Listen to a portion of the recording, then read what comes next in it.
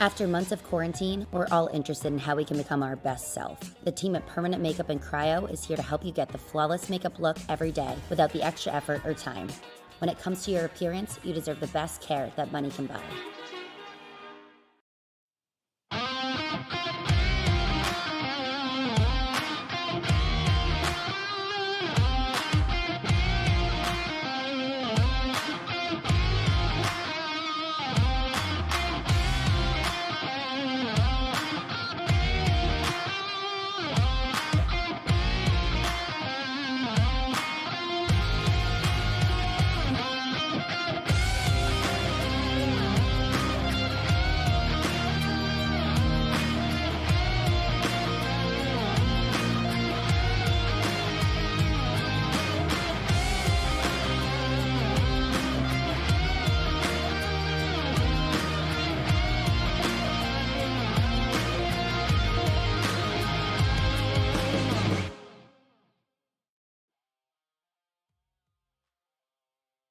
Have you found yourself trying to hide your joy because you're unhappy with your teeth? Your smile is the first feature noticed in an interview, on a date, or in family photos. We want you to be able to shine bright as your best self, and our teeth whitening system is the perfect step toward restoring your confidence.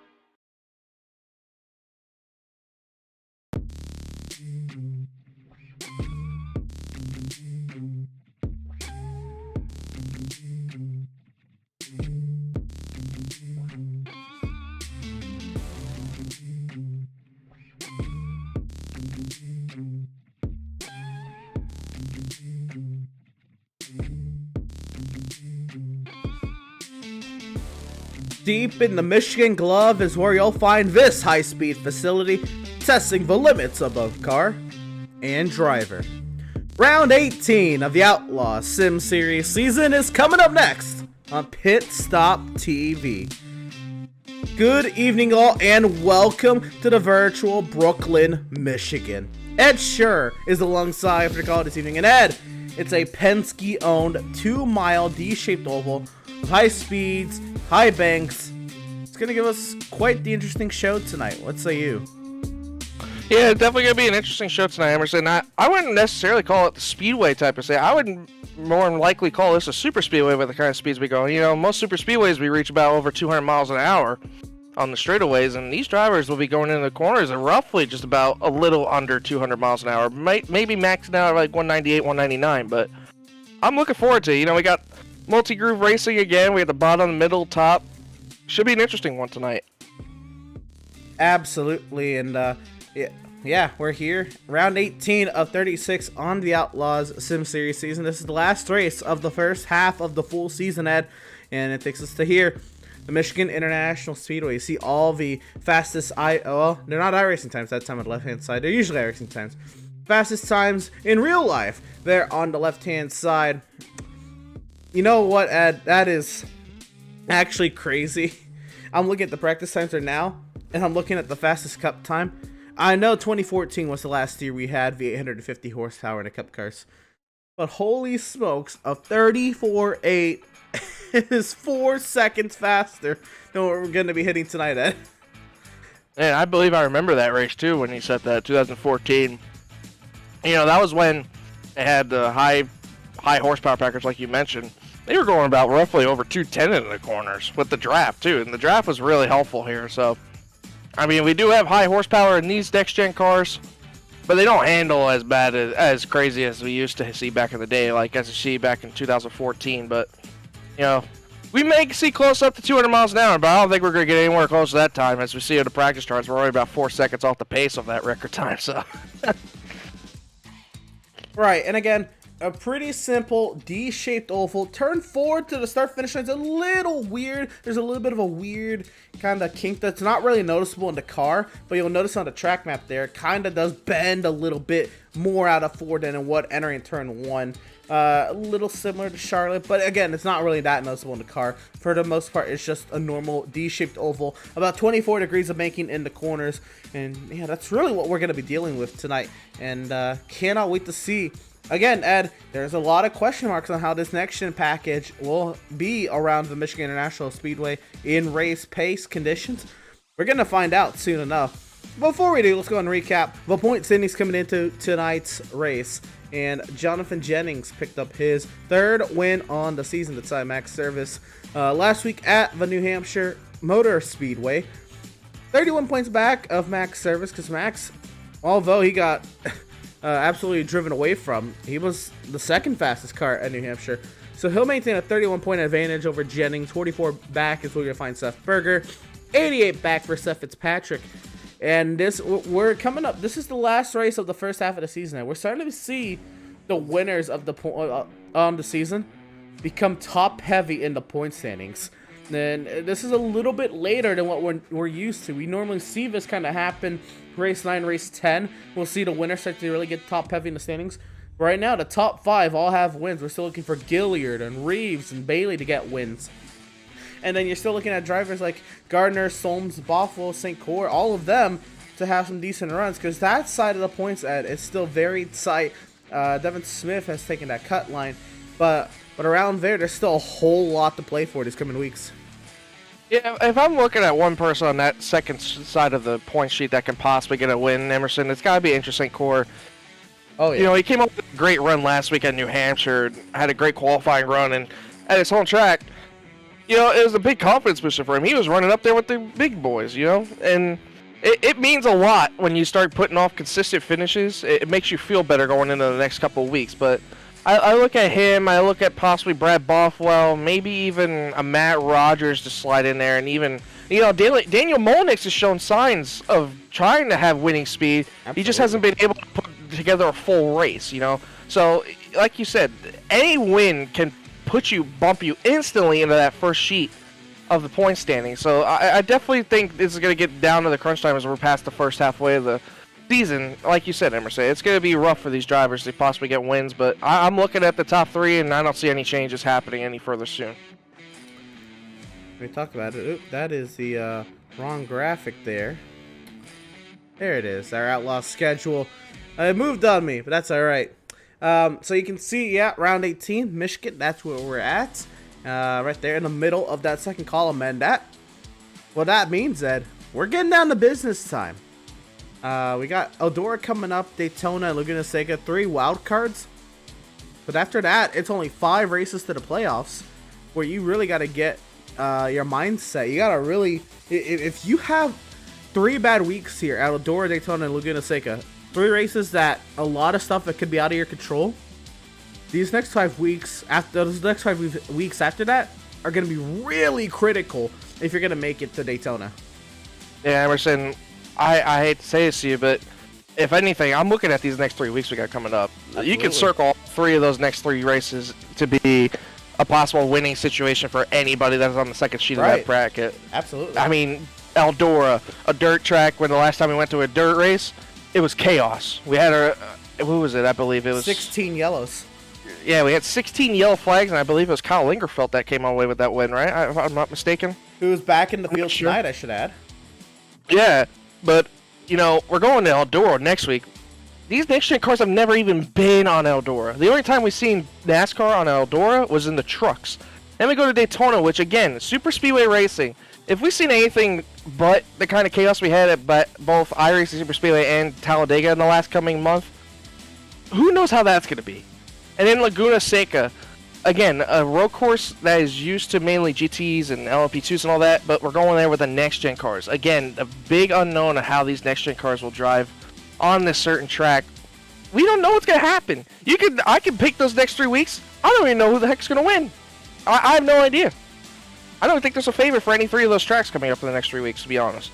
I 100% agree. I think those next 3 weeks, even though they're wild cards, they're going to really mold the playoff structure for the next 5 weeks.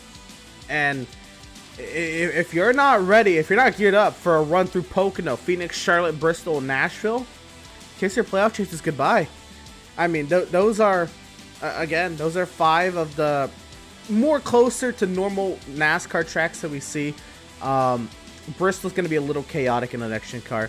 You and I did a Bristol race last night, Ed, and those things are wild. But definitely, the run to the playoffs, Ed, it's getting really intriguing. But all that, you can avoid a little bit of I guess, problem through the next 3 weeks if you have a good run tonight at Michigan. Yeah, I think the internal goal is just to make it through those next 3 weeks, to be honest. I mean, just try to finish. I think that's got to be on the goal for everybody's minds in these next 3 weeks. But I think tonight, I think we might see a little bit more aggression. You know, those next 3 weeks coming up with the unknowns of what can happen. I wouldn't be surprised to see a little bit more aggression out of some of these drivers tonight. So I want to shout out Ed Sherrod, person alongside myself, Emerson Arn, on the call for this evening. And Ed, we do have some partners to thank here at Pit Stop TV, of course. Whiplash Media Sim Cams, the official graphic and camera provider of Pit Stop TV. You have SimRat Market. And SimRat Market, pretty much, you just go to their website, simratmarket.com. And they're going to have base paint schemes that you're going to be able to purchase. And you can then add your own logos, add your own touch to them. But if you're one who wants to look good, who wants to have some style on the racetrack, but either you can't be bothered, or you don't have time, or you don't know how to paint a car on iRacing, head over to SimRat Market. They have some amazing base paint schemes on there, and then you can throw your own logos on there. You can do what you need to do to your car to make it yours, but they give you a brilliant base that you can work on. SimRatMarket.com. Again, you see their commercials on the broadcast now. Check out that website. Brilliant idea, and I should start checking those out myself. I know GT3 cars are really difficult to paint, Ed, and we got Spot coming up. I think I might even check out SimRat Market for a potential base or a GT3 car. And then Permanent Makeup and Cryo Main, of course, you deserve the best care that money can buy. You can contact Permanent Makeup and Cryo Main at permanentmakeupinmain.com, or you can call or text them at 207-358-8683. And yeah, so that's what we've got coming into tonight's race. Let's take a look at the practice charts, Ed. I want to say there's some drivers that are making their first start tonight. Kevin Powell, who I just found out is Jonathan Jennings' brother, who's fourth on the charts right now. So he's got a lot of he's got a pretty big name to live up to there.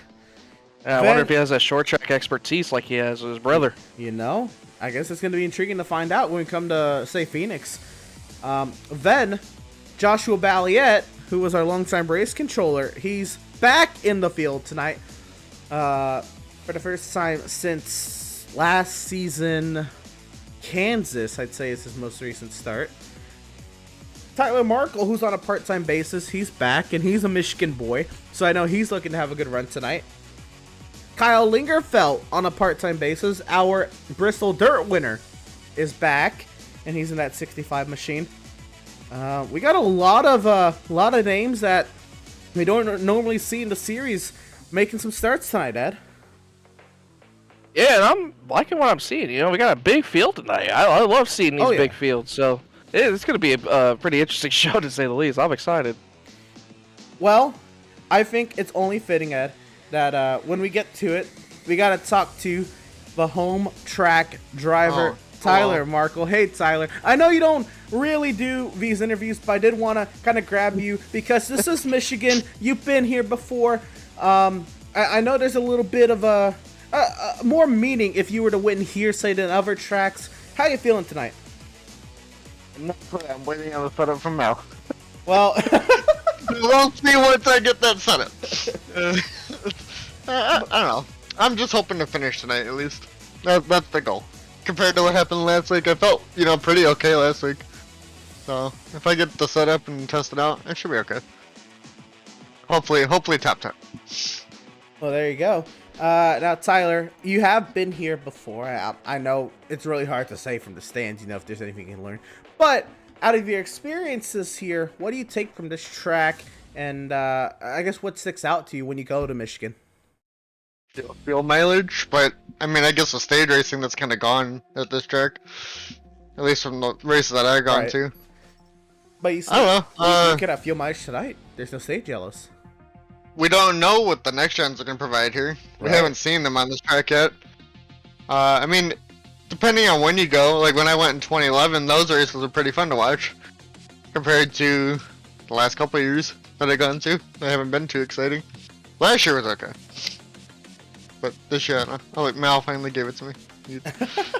Well, we're going to find out where that 42 car is going to go on the board. So I won't keep you any longer, but I will ask then, If you were to get it done tonight, what would it mean to you? I don't know. I just say thank you to the guys that helped me out.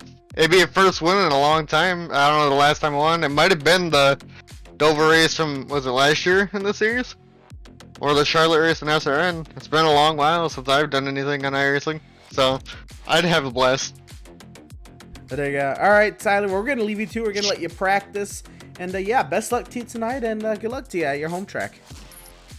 Thank you. Hopefully I can get it done. Yes, sir. Driver of the number 42, Tyler Markle. And I know that was very spontaneous. See, we weren't sure if he was going to make it tonight. He wanted to make it tonight, and then he had to go to do something right before the session opens. So I wasn't sure if he was going to run tonight, and I just saw him register, so I had to pull him up, just knowing that we had the home track boy in-house tonight. So yeah, it's going to be intriguing to see what happens to the 42 Tyler Markle tonight. But Ed, looking at the practice charts, who do you have your eye on? Who would you like to maybe pick their brains about? You know, I'm going to be picked on, I think, for a little bit for favoritism, but I think I want to pull up driver of the number 22, Jacob Reeves, and get an idea of what he's thinking. Sure. Let's go ahead and bring up driver of the number 22, Jacob Reeves, who, again, he's had a stellar season so far. He just hasn't been able to break through just yet, Ed. Jacob Reeves, boys in the booth, you got a copy? Yes, sir, I got you. Well, my friend, it's looking pretty good tonight. You know, that 22's on top of the practice charts. Looks like she got some good speed in that blue and pink little EPI little Chevy Camaro there. How's she feeling? She feeling pretty good. Feeling real good for the start, and starts getting a little bit loose, you know, as we go along. But I'm starting to kind of see everybody having the same problem, so I'm not out of the woods on that. But always fun to come back to Brooklyn. It's where I won my first Xfinity race and official races, so I'm pretty pumped up to be here. Now, we were just talking pre-race a little bit about the unknowns we got coming with these next 3 weeks. You know, we got Eldora, Daytona, and then Laguna Seca. Is the aggression going to be a little bit higher tonight for you to say possibly get a decent finish with those 3 unknown tracks coming up in the next coming weeks? Yeah, yes and no. I mean, I'm not gonna change anything that I do. I'm gonna race. You know, I'm just gonna drive how I've always drove, pretty much, and that's just, you know, going for it and trying to, you know, make stuff happen on the fly and, you know, what have you. But, you know, I know Eldora's coming up. I've been running a lot of, you know, dirt races in the dirt program. I know those cars are different than this, but Daytona's itself, and then I've been doing, you know, decent in the road course stuff too. So I think you're gonna be in for quite a show if you're right on board with me for next 4 weeks, counting the night. Oh man, I'm definitely gonna keep an eye on that 22 machine. I know he had the decent speed the last coming weeks. You know, he had that good strong running at New Hampshire. I'm looking for the same thing tonight, my friend. Good luck to you tonight. Appreciate it, bud.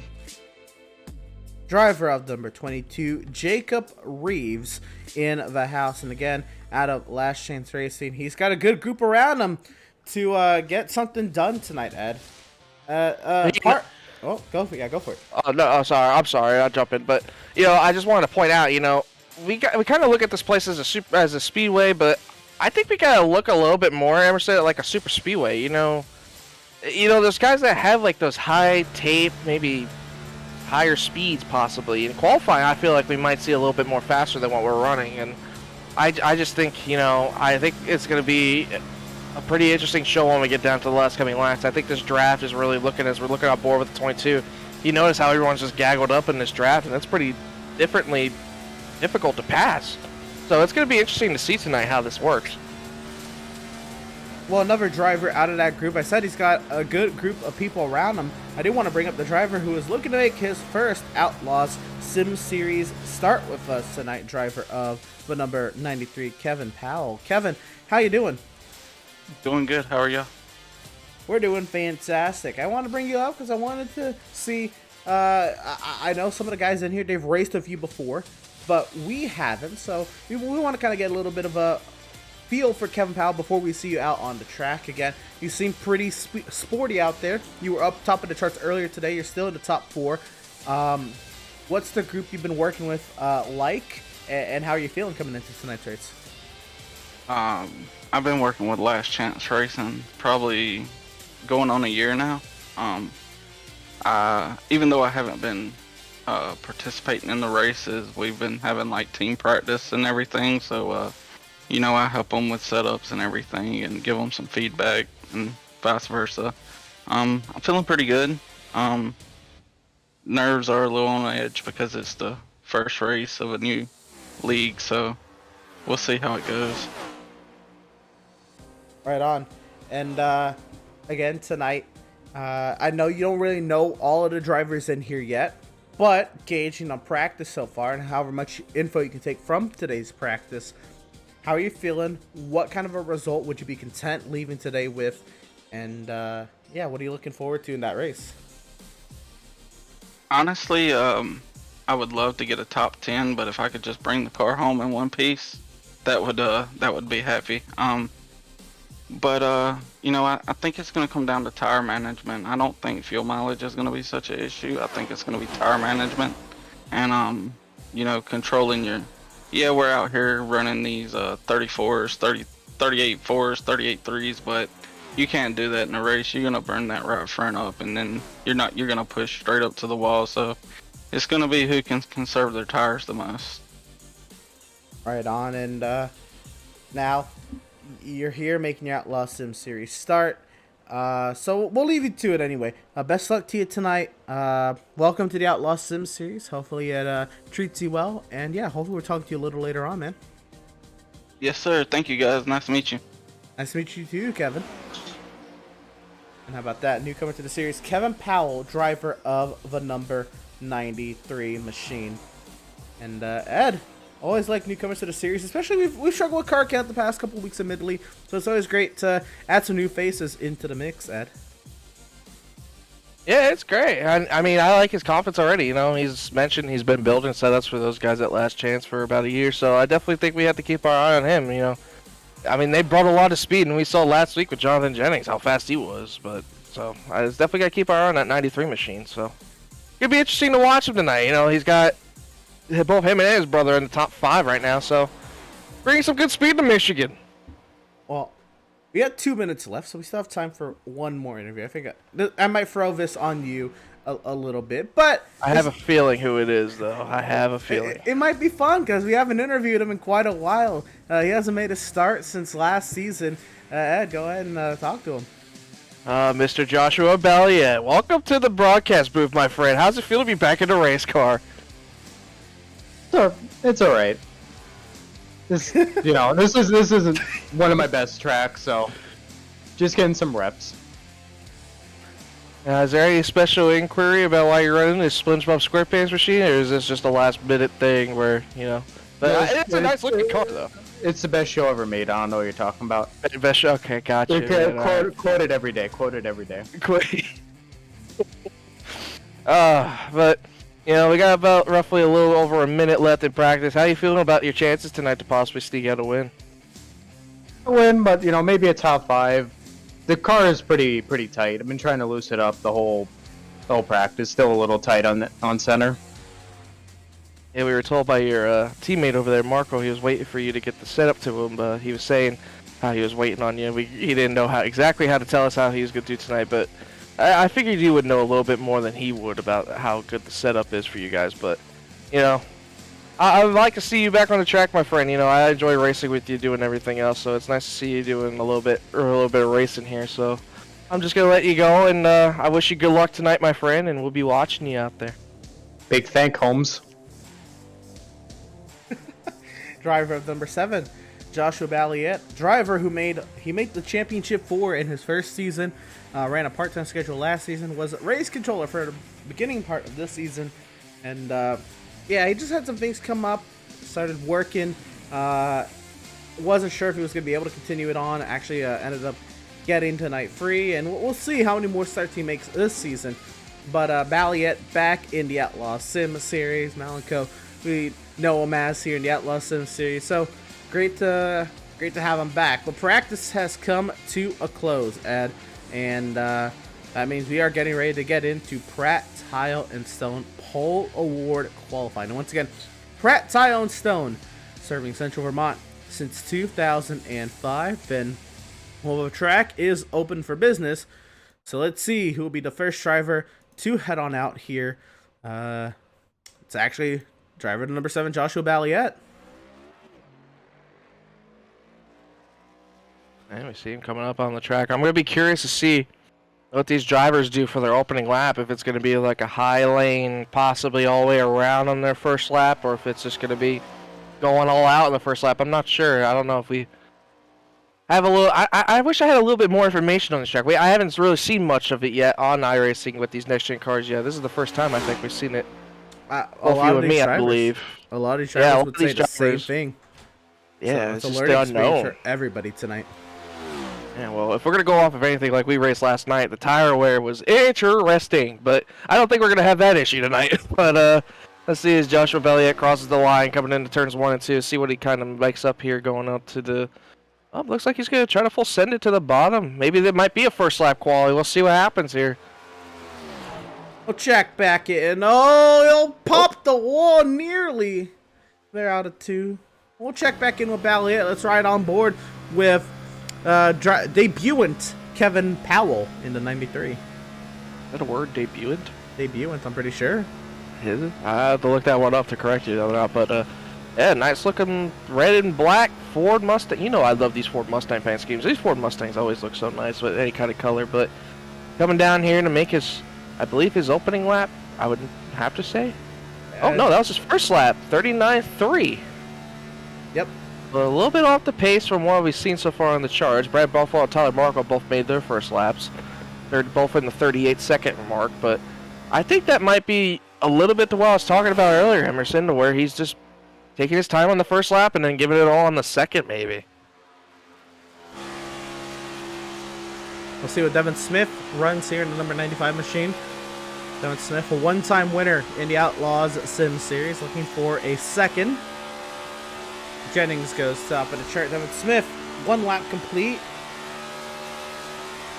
He goes 7th quickest.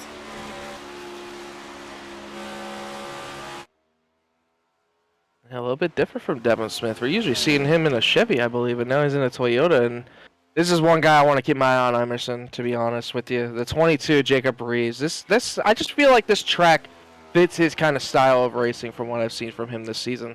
And plus showing how fast he was in practice, this might be a heater here. We patiently await Jacob Reeves on the end of his first timed lap to the start-finish line for the 22 machine. And it'll be a 38.653. Third for the 22. And that's just his first lap. Yeah, who knows how much speed he can carry up on this second lap. Going into turns 1 and 2, really keeping the power down in that middle lane. But then we're on board here with our league owner, Adam Gardner. Going into turns 1 and 2, I believe this is his second lap. First lap, he ran a 38.737, which put him 6th fastest. Seth Berger is also out on track. He just went 4th quickest with a 6.58. Only about 5/1,000ths off the pace of the 22, Jacob Reeves. So here comes Adam Gardner going into turns 3 and 4, completing his second lap. Wrapping that bottom pretty well. Yeah, really, really well. And I wonder if he's going to cut the apron here. Usually you see people cut the apron to carry off a little bit more speed. Just goes about 6/1,000ths of a second faster than his previous lap. So not a bad lap there for Mr. Adam Gardner. Not bad at all. And how about this? Ed, what is, well, this weekend's going to be a long weekend for some people. For most people, it is 4th of July weekend. Seth Berger decided to bust out the patriotic machine. And, yeah, beautiful looking Berger's car. Put it 4th quickest so far on the charts. And just show appreciation. We just want to say thank you to all those vets out there who proudly served our country. You know, this is a special weekend for them, and we just want to show our appreciation to them for everything they've done for us, giving our freedom and everything. And Seth Berger, with, of course, the great paint scheme he has with the 4th of July. This usually is my favorite type of the weekend, too. 4th of July just means a lot for everybody, even in the NASCAR community, you know. Who doesn't love racing and barbecue and fireworks, Emerson? I mean, seriously, what a great mixture. A beautiful combination of activities and things. It's a great time. Here we have the 96 of Matt Rogers, the Boba Bowl Toyota Camry. Say that one 10 times fast. I'm not gonna do that. That would probably, that's definitely a tongue twister. I love boba tea, so I'm gonna have to check out Boba Bowl and see what they're all about. Matt Rogers, he is on his third timed lap, rocketing down the back straight. We have a few more drivers getting out onto the track. We have Stutzman, St. Cure, and Molnix, who have yet to start a timed lap, and they're out there. So we still got some times to come, but Bothwell currently top of the charts. Now, Ed, if you don't know, this is a morning race. So the track started cooler and is getting warmer. So, contrary to what we usually do, I think drivers are figuring out it's probably better to go early. Yeah, definitely. But if this gets hotter, it's gonna make it even more slicker. That's so correct. It's gonna be interesting to see how it ends up. As we gotta keep an eye on that temp as we're getting down to the race here. You know, we got a good old 120 laps here at the good old Michigan Speedway. So we have to look at that. But I'm definitely wanting to look at this. I was gonna say I got 3 drivers on my mind right now. Yeah, I got 3 drivers on my mind right now that can possibly take the top of that pole. I think this is definitely one of them, and Andrew St. Cor. I'm definitely also looking at Kyle Lingerfeld and Jeremiah Stutzman, who all had pretty fast times in practice. But I definitely think Andrew St. Cor. I'm a little curious with this, but I was expecting more drivers to do this, but I think he read my mind. Possibly gaining as much speed as you can off the corner. I mean, he's going to carry a lot of speed down in these corners now. I'm just hoping he can make it stick. You know, when you do all this, you have to really power it in here in the 1 and 2 and make it stick the bottom. I don't know if he's going to be able to do it, but we'll see here. Is he going to be able to make the bottom work, or is he going to try the middle? This is lap 2, so he might be putting all his eggs in the basket for lap 3. We'll catch back up with him in a sec. Let's catch up with Stutzman, who's let's see, he's coming out of turn 4 right now to the start finish line to finish his second timed lap. Stutzman across the line. 4th quickest. Wow. The steamer, and he's still got one more lap. I think it has to do with the Joey Logano paint. You know, Joey Logano has a lot of success here, and you know, with the Ford dealer or the Ford company down the road from Michigan, you know, they always enjoy when the Ford goes to victory lane. So I definitely would understand why Jeremiah is running this Logano Pennzoil paint scheme. So maybe it'll bring us some good luck. You know, he did get the win at iRacing Super Speedway done a couple of weeks ago, and this kind of fits into that kind of style, but it's a little bit more turning. So see what happens here for him. Stutzman does not improve on that lap, but let's check out Andrew St. Cor. This is what I'm be wanting to watch. I believe this is his 3rd lap now. Yes, it is. Let's see. Coming down. He's carrying a lot more speed than I see most drivers. 38.8 will not bode too well for Andrew St. Cor, but there was an attempt, and there's still 2 minutes left out there. Some drivers can still get out there and run a lap. Derek McMurtry, he's on the pit lane. Yeah, Derek McMurtry's just sitting on pit road right now. He has a chance to still get out there and run one timed lap. I don't see him moving, though, so he may be electing not to. If he doesn't move in the next 10 seconds, I don't think he'll be able to get a lap in. Very nice paint scheme, by the way. I like the Lowe's look. I like what he's trying to go with the Ricky Stenhouse type look, where you see where he has the Lowe's painted all the way almost to the bottom of the hood. Yeah, I was kind of questioning the sponsorship placement on that car, but you know what? I guess it gets the job done. Yeah, he will not take a time out to the track. That's going to pretty much do it for qualifying with a minute left here, Ed. And we'll go ahead and I mean, this is our last chance to debate, to predict what kind of race we're going to have tonight, Ed. Again, we had kind of a pack race at Auto Club earlier on in the season. Do you think we're going to have that kind of racing tonight? Some drivers are expecting more pack race. Some drivers are expecting this to spread out. What are you thinking? Final prediction. I think it's gonna be more. I think it's gonna be more packed. You know, from what I've seen in practice, it seems like the draft is really dependent here. I wouldn't be surprised to see a lot of group packed racing and see some interesting, maybe less passing. Maybe, I don't know. We'll see how aggressive we get here. I just think, I don't know. I hate to say it, Emerson. I think we're looking at more of a super speedway type look tonight. Intriguing. You know, I'd like to think that we're going to have pack racing. I think we're going to have pack racing definitely for the first 10, 15, 20 laps. But I think after long enough, this field is going to get sort of spread out. But well, we'll see. I think the tires are going to wear enough to make it a non-pack race. We're going to go ahead and find out as it is time to get to our starting lineup for tonight's race. And Ed, how about that? Our Pratt Tile and Stone Pole Award winner, the driver who had 6 poles last season, finally breaks through and gets a pole. Brad Bothwell, how about it? Good for him. Finally breaking through to get his pole. It'll be inside of row 1, and the Pratt Tile and Stone Pole Award win for Brad Bothwell. And again, once again, Pratt Tile and Stone, serving Central Vermont since 2005. Jacob Reeves will start P2 to his outside. Row number 2 will be the 91 of Jonathan Jennings, the 71 of Jeremiah Stutzman.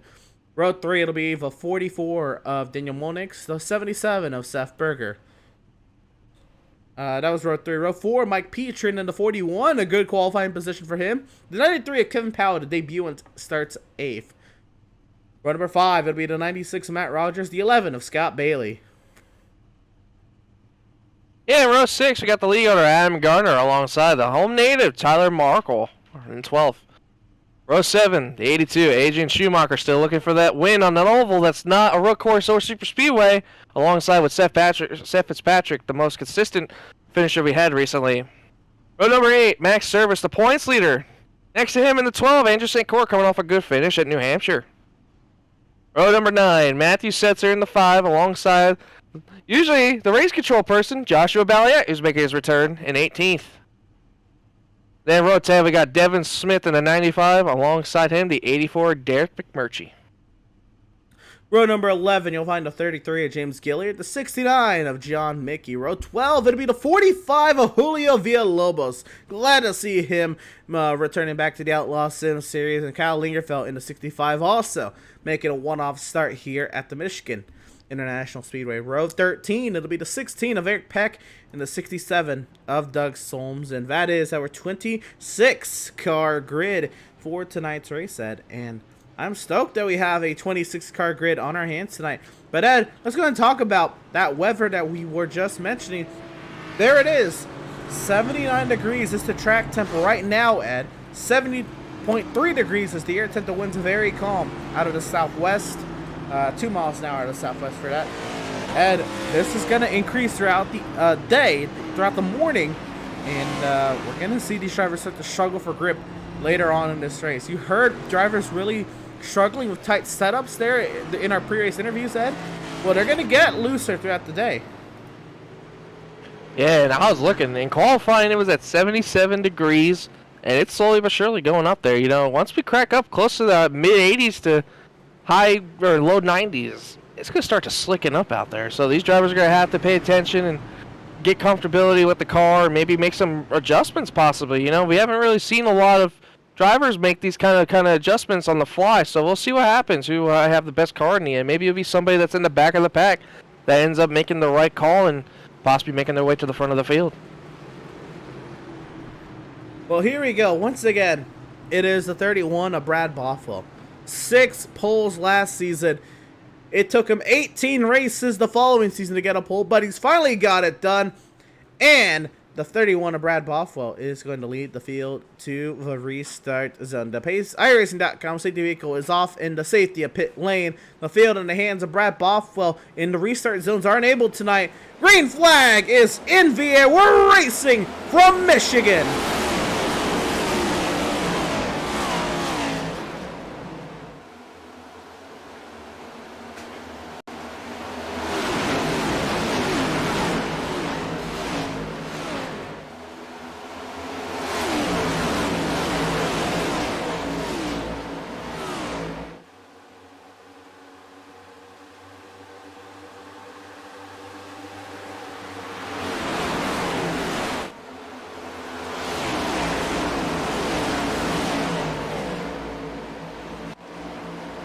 Side by side to the start-finish line, and it'll be the 91 of Jonathan Jennings leading across the line on the opening lap. Still battling it out with Brad Bothwell.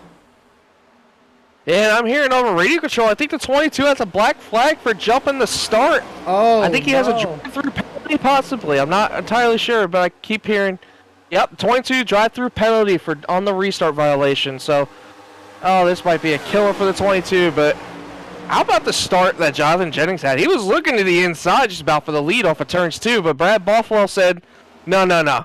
I'll take what's mine. I'm going to the front, and I'll see you all later. Well, let's go ahead and look at this. Let's see if we can get a look. So here we go with the pace car. The restart zone, again, they're in effect tonight.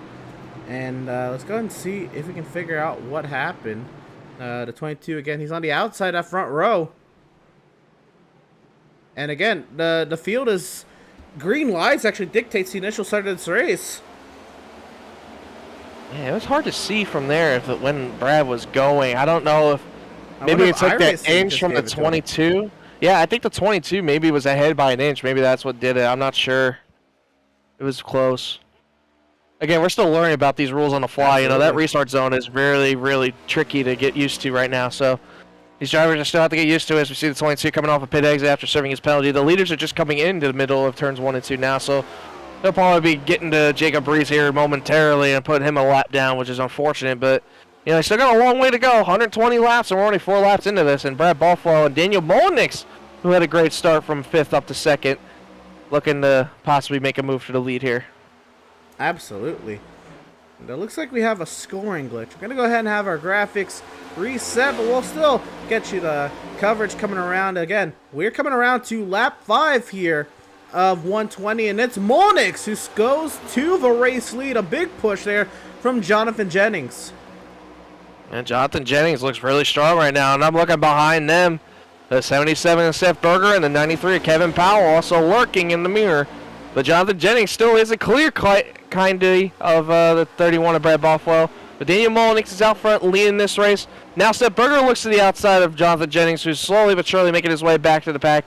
This is like I said in the pre-race, Emerson, this is more going to be like a draft, where the draft is going to be really desperate here for these drivers. Once you're out by yourself and you have no help, you're just going to be sailing right to the back of the pack. You know what, Seth Berger, he's not the only Swift car coming up to the pack. I saw Tyler Markle there in the 8th position, working his way forward. So Seth, he might have a teammate join him up here in just a moment as Bothwell to the inside, trying to reclaim the race lead. Yeah, he tried to put the power down in the exit, but couldn't quite get clear. Now Chesterton in the 77. 77's going to try to cross him over to the inside. Possibly put the power down here in the 3 and 4. We're going to have to try to maybe work a slide job to try to get clear, but I don't think he's going to have the room. Daniel Molnix is going to pull down and try to help the 77 get clear. This is going to be like Daniel Molnix possibly working like a super speedway. Work the lines. Work where you think the line is going to get most of the run, but it looks like Seth Berger right now is just going to be working his way back as Jonathan Jennings now works around him to get outside again to take 3rd place back. Right, and so we did have the scoring glitch there, but we're all worked out now, so you got our scoring correct on the left side of your screen. Seth Berger there battling to the inside of Jonathan Jennings and cleared by Jennings. So Berger falls back there in the 4th position. Tyler Markle, Adrian Schumacher working their way up here as well. Schumacher maybe trying to work to the inside of Tyler Markle. They are teammates this time around. But everybody's starting to line up here, and this is more or less what I expected out of Michigan. Kind of what we saw in the Gen 6 car, where you kind of have everybody line up, and the inside lane starts to become really difficult to use if you don't have a very strong car. Molnix gets cleared by Bothwell, but nearly in the outside wall, and around goes Tyler Markle. Oh, catch it. Wow. He'll continue on. He'll lose some positions. He only lost about 4 positions, actually. Oh, Brett Bothwell's in the fence. Bothwell losing time as Jonathan Jennings takes the race lead. Scott Bailey shoots to the bottom of the track. He puts himself into the top 5. How about Kevin Powell? He just shot himself all the way to the apron, making passes all the way down there. How about it? So Jonathan Jennings picking right up where he left off. Tyler Markle loses more positions, down to 14. Oh, I see a car going around in the back. Oh, no, it was Adam Gardner. He got loose. Sorry, excuse me. Tyler Markle is losing time on the outside, really off the pace here. Andrew St. Core's in the wall.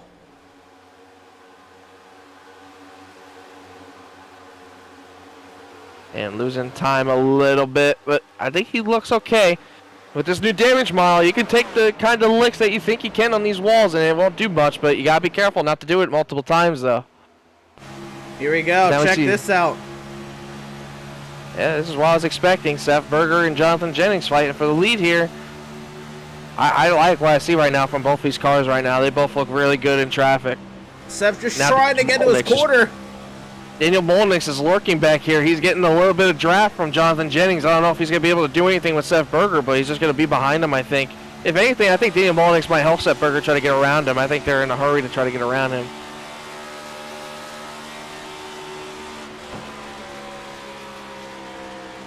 Berger wants to take it. But not able to get down there. So Jennings running the high side, and that's something I was not necessarily expecting. The high side to be in excessive use. I mean, really high side. I'm talking about like that fourth lane high side. Yeah, we're about in the fence just about Seth Berger. Oh, he has to get out of it a little. He didn't feel comfortable up there. Now Seth Fitzpatrick's going to work to the bottom along with Scott Bailey in that new paint scheme. How about a new paint scheme for Scott Bailey? The Budweiser look in that 11 car. I thought that was the Kevin Powell for a second, but it was Scott Bailey actually. It was that Scott Bailey that was the apron. He's a nice looking car, but he's going to try to slide up with Seth Berger. 3 wide. Fitzpatrick, a moment near contact. I think they did make contact. Yeah, remember how I said this is going to be passive for a little bit, Emerson? I don't think we're going more to the passive part. But what we are seeing is kind of the field is spreading out a little bit. Some due to mistakes, but others just losing touch with this lead pack. And one thing I'm really surprised to see, Jacob Reeves has actually pulled away by himself from this pack. Like, they're not gaining on him at all, which is what I'm really surprised about. Yeah. Jacob Reeves is further ahead. He's about going into, from what I can see right now, 3 and 4. Well, he had his penalty. Yeah, I know. That's what I'm saying. He's pulling away from the pack, so he's not going to be a lap down. Oh, I've not noticed that, no. Well, so he's able to actually run the inside lane. Jennings has to protect from the pack, so he has to run the outside lane. You know the bigger thing with this outside lane, Emerson? What's that? Eating up more gas. That's fair. And so even though you have an extra gallon of fuel in these NASCAR NextGen vehicles, does that get countered by running the outside lane the entire fuel run? I'm not sure, but I would imagine these drivers are somewhat thinking in their back of their head, if we're going to keep running this outside, they're going to have to think about fuel saving a little bit, you know. This kind of pack with the draft, you would think, I hear Schumacher a ton in the of wall. cars. I was going to say, I hear somebody hitting the wall back there. And Schumacher right now, got it bad. Seth Berger's on the inside of Daniel Molnix, and Scott Bailey's looking to get by Kevin Powell on the inside, too. We got 2x2 right here in the front of the pack. They're packed up. Jennings is nearly a second clear. So Berger working to the inside of Molnix, but they've got to sort it out. Yeah, I think Seth at this rate just has to try to get in behind him, and possibly they have to try to gain on Jonathan James. But it looks like Kevin Powell's going to shut the door on the 77 possibly as he's working his way up here in the mix to get behind the 44 Daniel Molnix. But back into this picture again, the 11 of Scott Bailey and the 2 of Seth Fitzpatrick. They're both lurking as well. But I don't like this position. Clear. I don't like this position for the 77 at all. He ain't going to be able to get clear unless he side drafts really hard here. But here comes a shot the 93 is about to give to the 44 to get him clear basically of the 77. Jennings continues to gap the pack of cars side drafting one another. Yeah, I think Seth is starting to realize they got to try to focus up here and try to get to Jonathan Jennings, but he's still trying to get after Daniel Molnix here. I think he just thinks he has a better car than Daniel Molnix right now, and I don't know to say the certain, but I think he can get clear. He just needs a little bit of help, but this 93 Kevin Powell keeps giving the shove to the 44 in the straightaways, helping him get clear, and this will definitely help him get clear. The 93 gives him a huge shove going down the first straightaway. Now Seth has no choice but to get in line or be sent further back, but actually he sends it to the bottom, and Bailey is looking to slot in there. Look at the contact. 77 got loose. Should a little contact with the 93. Our stage points will be awarded at the completion of lap 24 and 54 tonight. So this is going to be intriguing. Oh, Berger has a moment. Couple of moments. Berger and Schumacher. Berger has dropped from the session slot. Well, Berger's back. Berger's looking big time. Schumacher had one moment. Berger he's now got to worry about that more than anything. And how about the 11? All around the outside of the 93 and 77. Now Seth Berger's going to get back up on this top lane. Now Kevin Powell's going to be the lone victim on the bottom, but the 11 had to check up out of it really big on the top, carrying way too much speed into the corner, but the 93 is going to get back to his door. All the while, Jonathan Jennings has a 2-second advantage on the field. It's like New Hampshire all over again. I just don't get it. Holy cow, Scott Bailey just sent it down to the bottom to get clear of the 44. He's going to try to slide up as the 44 going to cross him over on the exit. They're going to have a huge run. They're going to continue to race. Now, where does everybody else go? The 11's a little bit more slower than the rest of this field. Seth Fitzpatrick's going to lay off and stay behind him. Everybody's still racing one another as Jennings continues to open the gap. It's 2.1, 2.2 seconds and counting. Powell to the inside of Molnix. Bailey pushing Molnix to get by Powell. Fitzpatrick up high. Berger down low behind. Yeah, Powell's going to have help in a moment. Seth Berger's trying to get there to help the 93 even get to the bottom. I'm really surprised. You would think, seeing this 91 pole away, they would just get in line and just try to catch him. But these guys are just consistent about racing each other right now.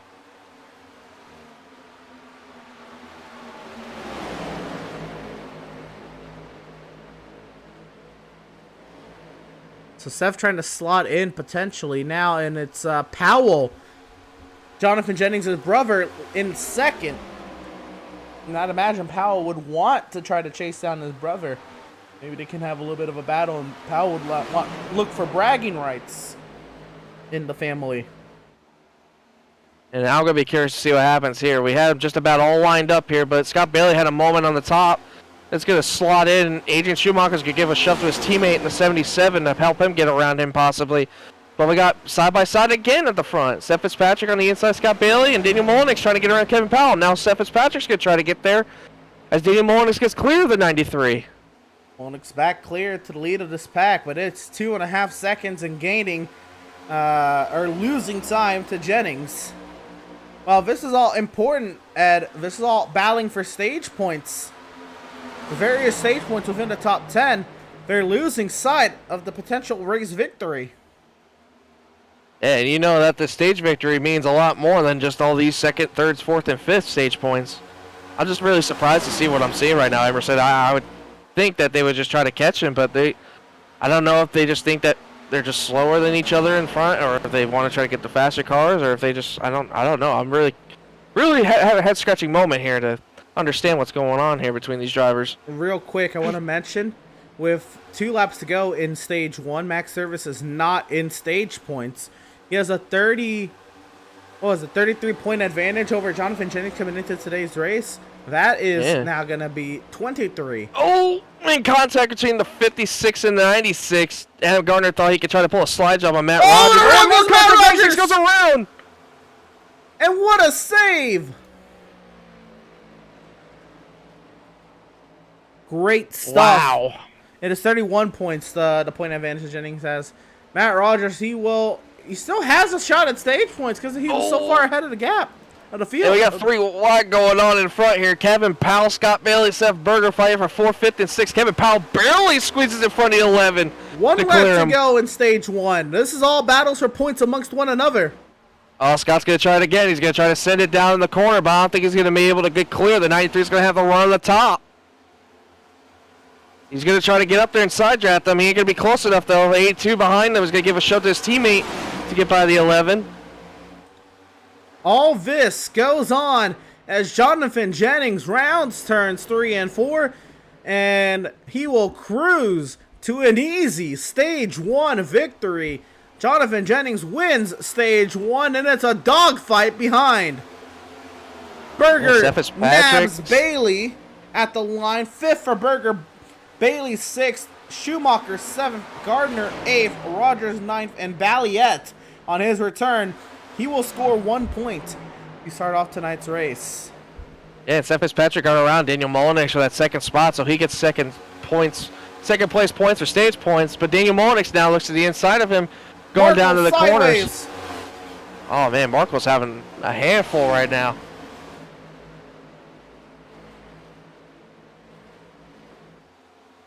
Let's give this series its proper credit so far. We've now ran.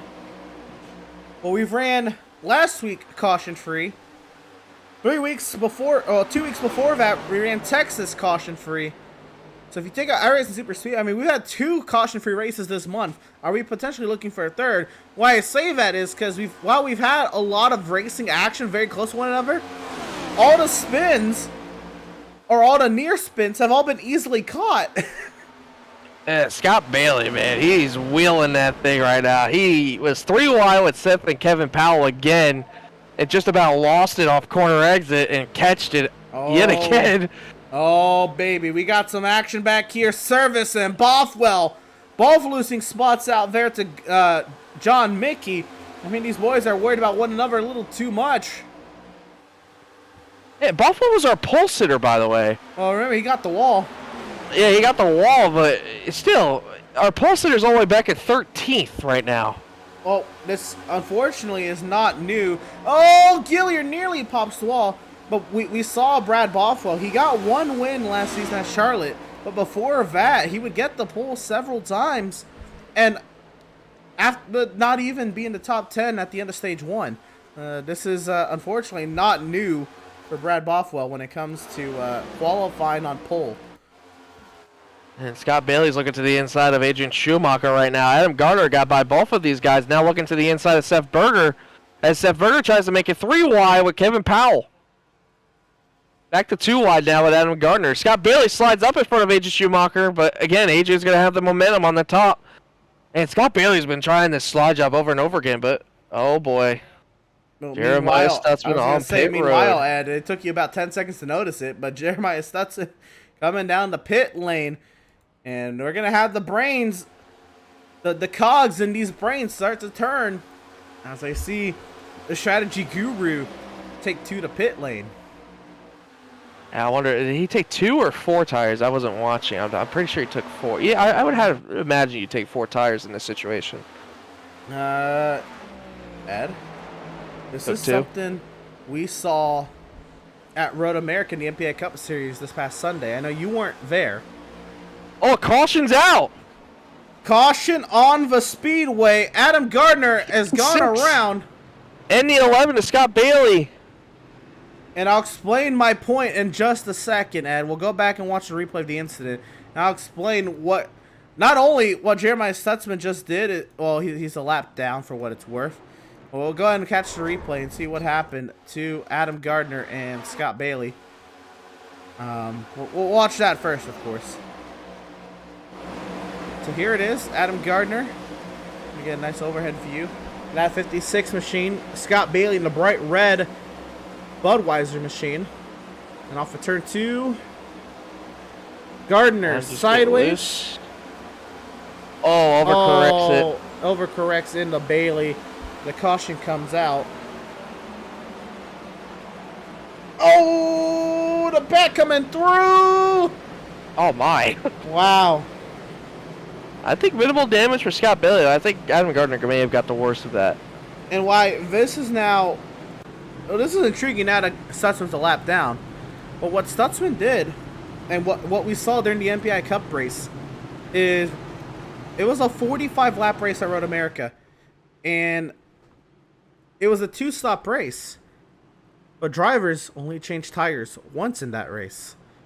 We saw double stinting of tires happen in the MPI Cup race.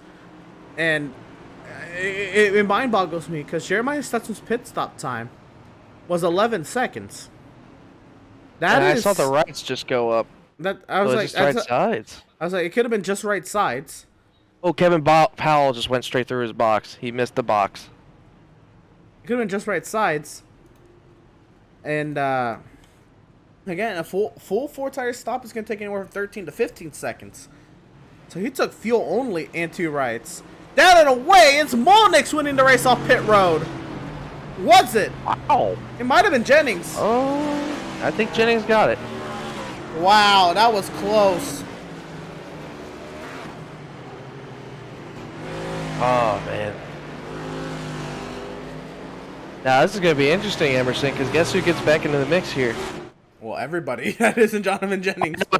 I know everybody, but guess who the one person that needed that desperately gets back in the mix? Who? The guy that started outside pole. Oh, Jacob Reeves. Right, yeah, he gets back into the lead pack. Everybody learns their cars a little bit. But all that goes on, Ed. We do have a potential. Well, we do have a potential. We have a stage winner to talk to. Let's go ahead and bring on up driver of the number 91, Jonathan Jennings. And what ended up kind of being a bizarre stage 1. From your point of view, Jonathan, how was stage 1? Oh, it went perfect for me. It certainly looked like it. Did you know that you had a car powerful enough, or that the draft was going to work in a way where if cars behind you got side by side, you were going to be able to pull away? I didn't think until after maybe 10, 15 laps that the handling come into effect that we would start to separate, but I didn't have any idea I would be the one to pull away. And while y'all are on the Wonder Green, so just want real quick, what's your plan in stage 2 now that the group is packed up again? Just try to keep my car out front and keep the clean air and try to ease away again, hopefully. Right on. Well, Jonathan, are y'all on the Wonder Green? Actually, the The lights are light back green. Yeah. Okay. Well, we'll ask one more question then. Well, I had one of them. But how it is this the race you kind of expected? I know there's been a lot of talk about whether this race was going to be a pack race, if it wasn't. What it started to seem like is it starts off as a pack race, and then about 10-15 laps in, the field starts to spread out. Is this more or less what you predicted, or what kind of racing did you expect coming into today? Well, up until practice, I expected it to be pack racing, but once I got to working on the car, I realized after about a quarter of the fuel load was gone, the handling came into effect, and had to really do some changes to up the car on the later run. Right on. Well, Jonathan, you are the race leader. You have 26 laps left to your name. You'll be starting inside. You nearly bleed out Molnix did. Did you know you had him there at pit exit? No, it was close. Right on. Well, we're going to leave you to it, Jonathan. Best luck to you, and hopefully we'll talk to you a little later on, man. All right, thank you. Driver of the number 91, Jonathan Jennings, and our stage 1 winner. Pulling away from the lead pack at Michigan, Ed. Oh, yeah, he did. He gave us a little bit of a glimpse of New Hampshire all over again, but... Oh, man. You bet these boys have learned their lesson from stage 1, though, right? You would really think they would. You would think, but I just don't see it again. Well, I really don't. To say we're going to find out. Ed, let's take a look at the weather. Track temp's already up to 83. Oh, she's getting toasty. I'm telling you, once she gets around that 85 to close to 90 region, we're going to see some more slipping and sliding, I feel like. You heard? See, we... Well, go for it. No, I was saying, we always see it already, but we may see it a little bit more often. I was going to say, Jennings said a quarter to fuel load and the handling starts to come into effect. That might happen earlier as the track temp rises. And the iRacing.com safety car heads down to the safety of pit lane, the restart zone for the first time in Outlaws Sim Series history. the iRacing platform is enabled, and we're racing once again from Michigan.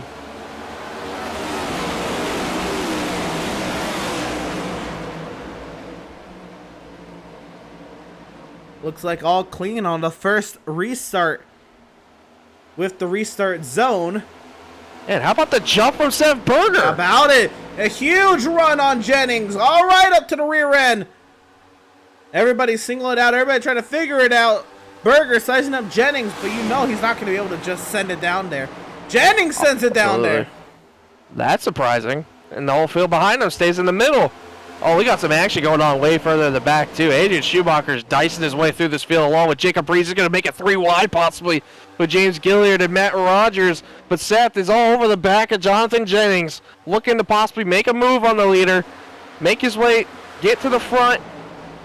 But I'm looking up here for a little bit further. Max Service is back up here in the top, is in the top 10 for the first time. Joshua Balliet is up here. Joshua Balliet's up here. Derek McMurtry. Brad Buffalo's back in the top 10. We got a lot of new contenders up here in this top 10, Emerson. And Seth Berger, he's as close as he ever has been to Jennings. Looking to see where he can make this move. Jennings holds station on the top side of the racetrack. Yeah, I don't think Seth's going to be able to do it unless he has some help. If he's able to get a good run on Jonathan Jennings, get to the back bumper of him possibly, take that run, possibly side draft him, but Jonathan's doing everything he can right now to protect. He's doing a great job running this bottom. Look how much of a gap he makes up on Seth as he closes up on the exit, but Seth gets it all back running that top lane. But now he's going to have to show from Seth Fitzpatrick pushing him that might help him be able to possibly get clear Jonathan Jennings, and even Daniel Molnix is into the picture. But I don't think Fitzpatrick would help Berger get to the lead. He got loose. I saw it. The rear tires were just about going on him. He's pushing. Daniel Molnix has a great car today, and we've seen him contending for this lead, even top 2, as he now goes fastest, quickest. I'm telling you, Emerson, we got to watch this 44. I said he just needs to have a clean race, and he might be able to do it today. Well, certainly that is, Jennings' teammate. Contact there as Molnix takes the air off the front end. We got a car sideways. That's Matt Rogers. And he says it yet again. But what I was trying to say is this is all Last Chance Racing battling it out with Seth Berger. Now, Seth finally has a teammate up here, Joshua Balliet. It is all Last Chance Racing besides Seth Berger. And Seth's going to give a shove to the 44. Is the 44 possibly going to make a move to his teammate? He's going to go to the outside, trying to make it work again. Jonathan Jennings kind of protects a little bit running that middle, but Molnix is going to have a good run down this back straightaway. He's going to try to peek. Is he going to maybe make the move? He's going to peek to the inside. Try to get to the corner, side draft, a little bit of contact maybe. He's going to try to do the slide job down here in 3-4. Try to get clear. He's clear now. He may be able to slide up. The send from Molnix. He clears himself to the race lead. And Daniel Molnix leading once again at Michigan. But here comes Jonathan Jennings. Yeah, that's the big worry about the slide job. You lose so much momentum that the guy you pass is able to get back to you, but is he going to be able to hold him down there? If Molnix is able to keep him side by side with him on this exit, he'll be fine, but Jonathan Jennings looks like he's going to try to clear him. Jennings does clear back to the race lead, and just to show that you can try to pass Jennings, but I don't know if you're going to have what it takes to keep him back. I don't know, but Molnix is trying this bottom again. Maybe try to slide him up again, but I don't think he's going to clear him this time. This might open the door for Fitzpatrick and Berger to try to get second place from the 44. Well, Fitzpatrick squeezes on through. Now Berger looking to the outside, but Molnix is going to try it again down on the inside. Hey, look who's coming into the picture, Emerson. Balliet, Powell, and Max Service are all here, and McMurtry. Well, they've all been there. The They've been here since the restart. Balliet has and Powell has. Service is the newcomer up here. We might have a 3 wide for the lead here momentarily. Seth Fitzpatrick's trying to get to that top lane. Molnix tries to slide her again, but he clears him. Now he's just got to watch the mirror and watch Jonathan Jennings to protect. But he's letting Jennings get to the outside. Yeah, this might be good, though. If Molnix can be able to keep his down here and just be able to power it down and keep the top. Now he's just got to slide up here. He's just got to try to get up here and try to protect off the 91. But now Jennings is going to have to do the slide job again. He's got a huge run, Jennings does. Pops out of line. Side drafts him even. He's going to try to get clear of him on the down here, but again, they're going to try the slide job, but Molnix is going to be able to do the reversal again. Jennings is going to slide up. Here comes Molnix again. They're just going to keep flip-flopping this lead, but I don't think Molnix is going to be able to get there. He doesn't have as much help. He doesn't have the run either. He doesn't have the power or the confidence or the car. Bump draft down the front straightaway. A big bump draft. Seth Fitzpatrick was all over the 44, and the 44 was all over the 91. Berger, Balliet, and Service have got to work something out if they're going to top Last Chance Racing at the top of the scoring sheet. Ooh, Seth Fitzpatrick possibly the second place here. He's going to be able to get the draft from Jonathan Jennings and power his way to second. He does clear to second past Molnix. Molnix won't have anything to do but try to side draft his own teammate, which he does not do. He'll fall in line. Meanwhile, Seth Berger holding station in 4. Balliet holding in front of Powell. Service has got McMurtry behind him. Berger a little low out of the corner. Jacob Reeves is back here too, Emerson. That caution saved him big time. I'm telling you, Reeves has a really fast car. I would like to see what he has when he gets up here, but now Powell's going to look to the outside right now. Balliet for 5th place. I'd imagine all of Last Chance Racing has a really fast car. Oh, he gets a shove to the 7. The 7 was kind of closing the door a little bit with his quarter, but it wasn't really close, but... Oh, the 93 gave him a shot, though. Now the 93 is going to try to get on the top. And Balliet's going to have to make his move right here. He's going to solidify what lane he's going to be in. Powell's going to look. I think Seth Berger helped him, though. I think Seth Berger helped him out a little bit. He ran the same line as Balliet, gave him the draft help down in the corner, which helped him maintain the speed. Oh, in the wall, Molnix! Oh, that's not what he needs right there. I was just saying he needs to just have a clean race and he'll be able to contend for a win, but I don't know, maybe this might not help him. The last time we saw that happen was Brad Buffalo, and you remember what happened. He fell all the way back to 13th. Absolutely. And oh, Powell nearly clipping his teammate. A little bit of aggressive there. That was aggressive for a teammate. What this does is put 2 Last Chance cars. Oh, more contact between teammates. Oh, he's aggressively side drafting him too. I don't know, teammates. I don't know what's going on there in that Last Chance Discord channel. Doesn't look like all sunshine. Doesn't look like all sunshines and unicorns right now. No, Molnix is going to try to get around the 7, and now the 93 is going to try to get around him as well. They've swallowed up Balliet. They have boxed in the 7. But behind Balliet is his teammate as well. 81 in max service, but Jacob Reeves is looking to the outside of max service. Oh, Service sideways. He'll clear up in front of Reeves. Reeves takes the inside with McMurtry.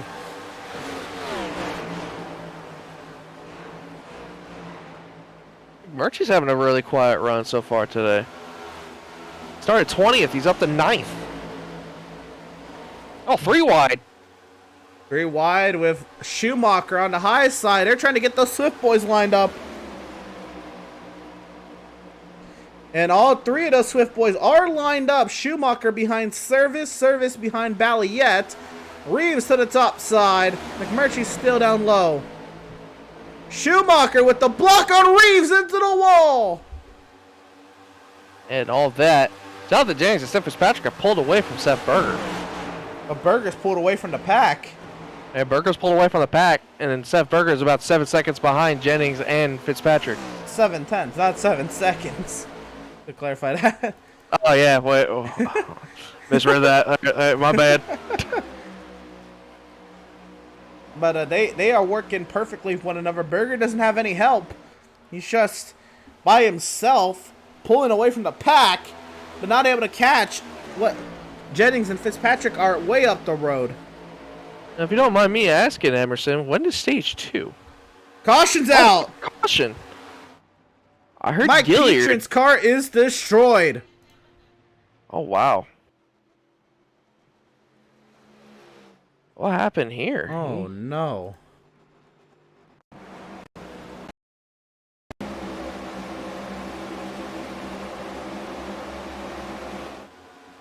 Sideways with Petrin in front of the field. Oh, no! But I don't know if that should have brought out a yellow. No, it looked like just a self spin. It looked like no, nothing. Nobody else. And talking about the rule, Emerson, in Outlaws Sim Series. Well, yeah, about the caution rule. With no live race control, there's no one to confirm that. But the caution rule is 2 cars have to make contact for there to be a caution. Now, for what it's worth, this was a hazard to the track. We got a spinning car right through the middle of the pack. You know, in real life, that very much is a yellow. And in most leagues, that is a yellow. That is a hazard to a pack coming through, but I don't know about that. It just looks like something else in control. Yeah. Here we go. Came off the corner. Looks like the 90. It looks like he maybe saw the 95 get in the wall. Maybe if that had something to do with it, but it looks like he just overcorrects straight into the wall and almost collects. Wow, Matthew Setzer. Barely a close call there. All of our leaders are on pit row right now. Emerson, they're on their way to you. I am trying to see if there was anything else that might have brought out the yellow. I'm not sure. I already saw one person key up for caution, and it was Mike Petrin. And I thought I saw something with Gilliard, but I don't think it was. I think I just saw Petrin and thought he was around. I think he was around Gilliard at the time, or close to Gilliard. But Adam Gardner wins the race off pit road, potentially trying to win stage 1. Here's the rest of the race off pit road. It's Fitzpatrick over Seth Berger. Jennings. Looks like Powell, Balliet. Oh, Adam Gardner. I don't think he pitted Emerson. He did not. He did not pit. He did not stop in the box at all. Oh no. Now this is going to be interesting. When, if you don't mind me asking, Emerson, when does stage 2 end? I didn't catch that. Completion of lap 54. Now, I don't know how this is going to work in his favor because he's on the old tires and I think everybody else took 4 in fuel.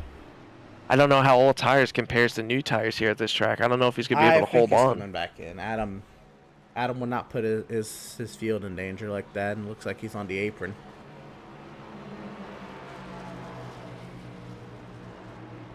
Well, what could have been for Adam Gardner?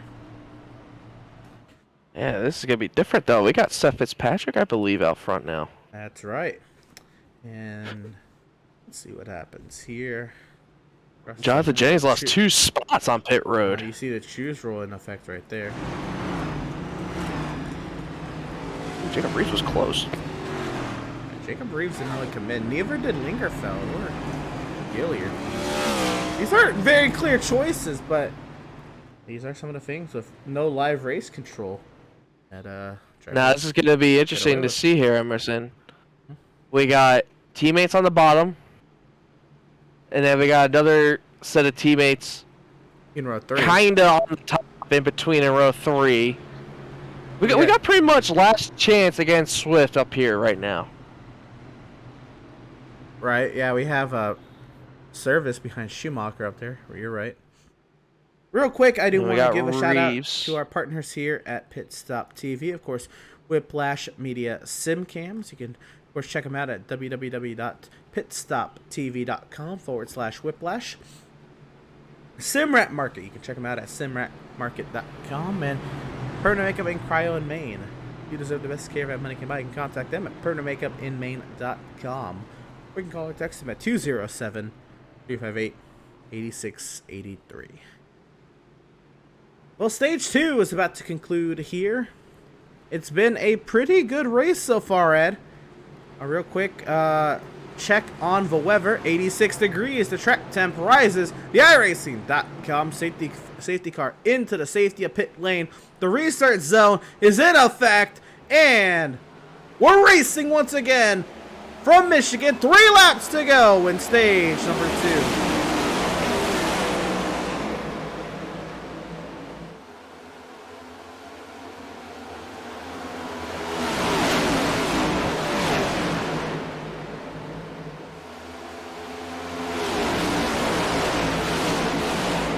Oh, we we got cars sideways, and Balliet's going around. Looks like Reeves is going around as well as Scott Bailey.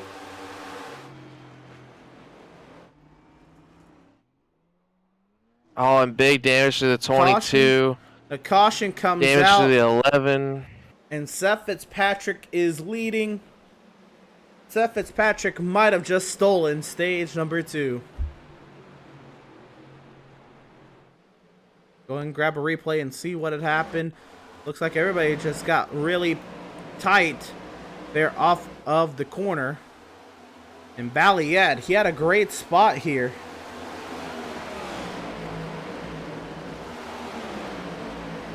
From the Balliet. Just sideways in It's front. loose. Yep. Gets Right in clipped front by of Jacob Reeves. Nowhere to go. Balliet misses the inside wall. Reeves and Bailey not so much. Oh, and Reeves has trouble with his left front tire.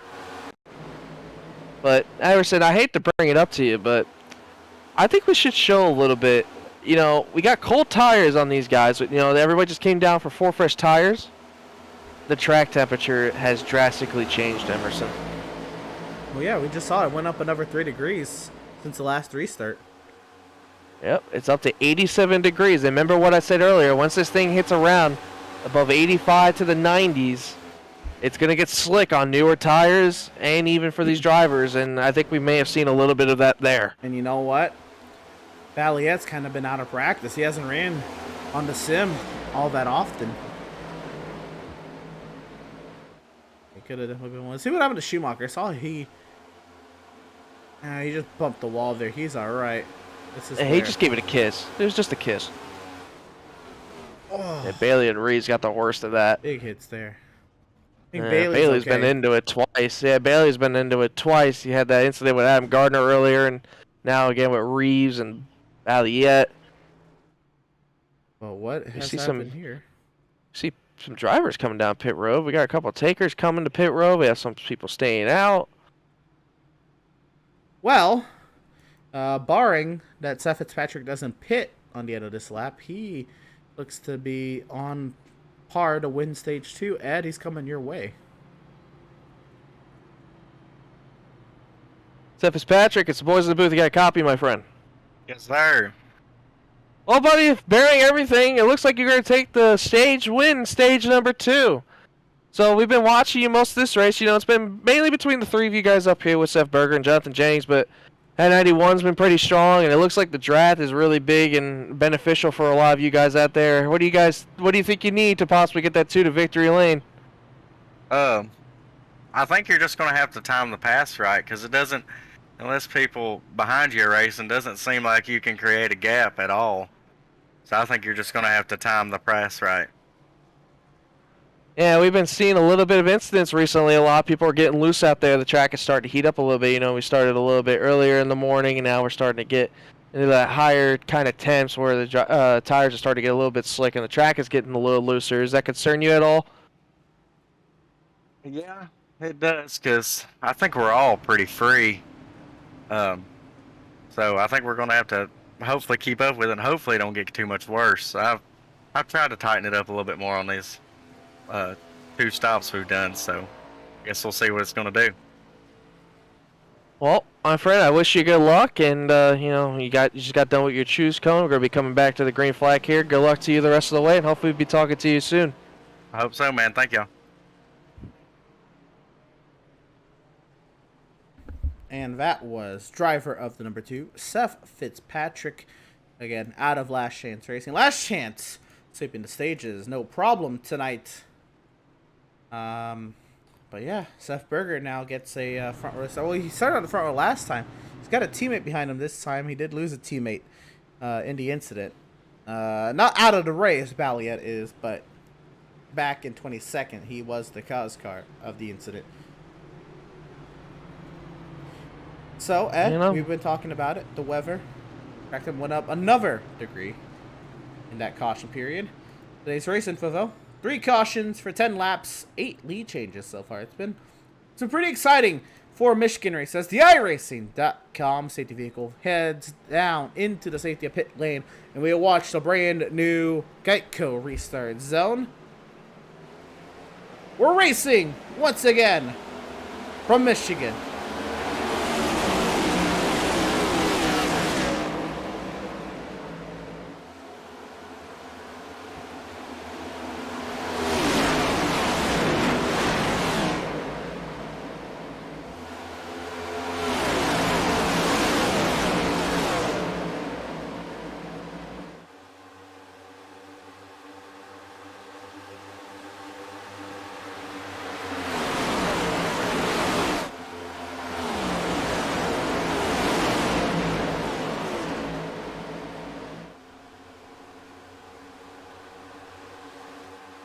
Well, Seth Berger had a terrible start.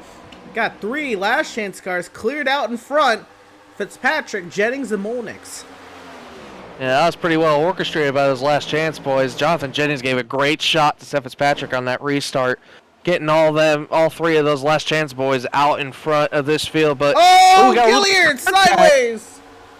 Matt Rogers made some contact with James Gilliard. It's getting kind of dicey back here. Oh, baby. What a save from James Gilliard.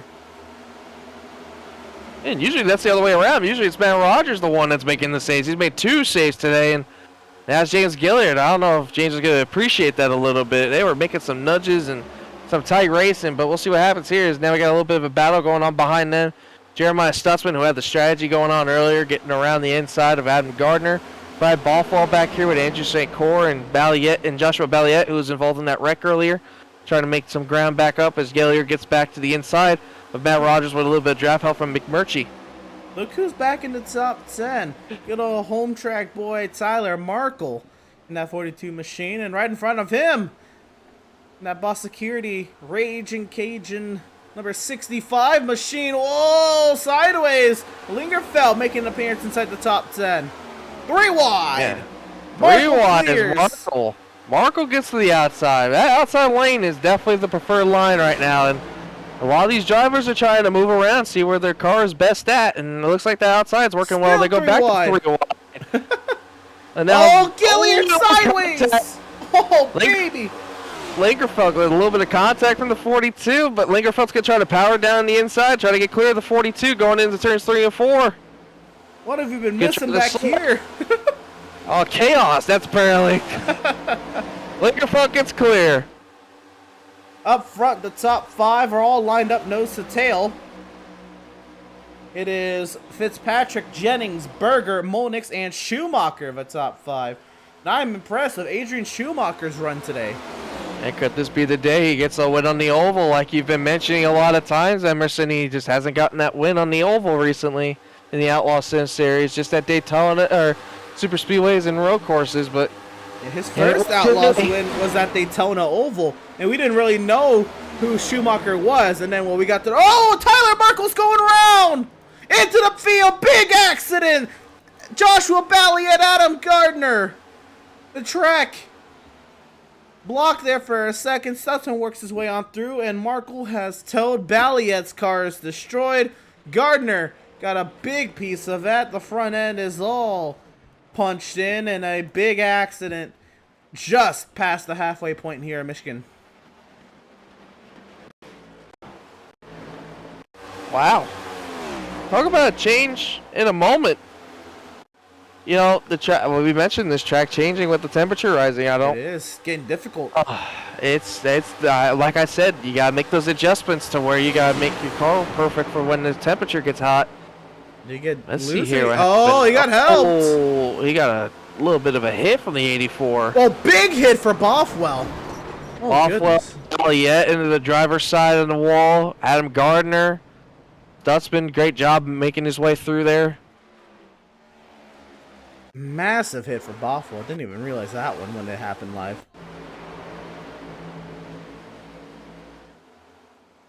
We're going to see the whole field come into frame here, and we'll get a good look at it. Here comes the field.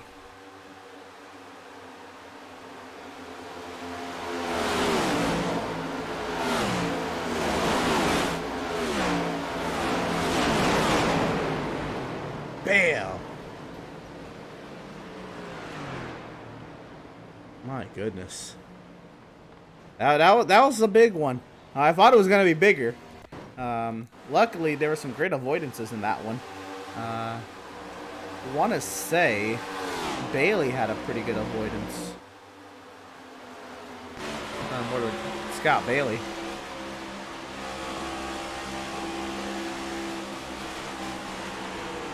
Yeah, Scott Bailey. Oh, well, he a got little bit of a hit. hit there. Yeah. And Scott Bailey's just had a day of getting hit. Oh yeah, it has not been his day. Devin Smith had a pretty decent avoidance. He was on the inside of it. Oh baby! Tyler Markle spinning into his face. Oh man. Well, while all that has happened, we have a new leader at Michigan. Jeremiah Stutzman. And, Stutzman stays out. So we'll get our choose rule here.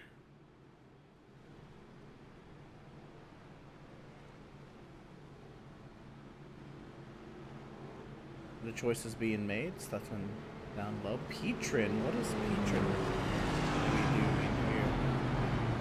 Man, Petrin was involved in that wreck earlier. Remember, he hit the wall. He's a lap Pretty car. hard. He's 10 laps down like Petrin is. Interesting.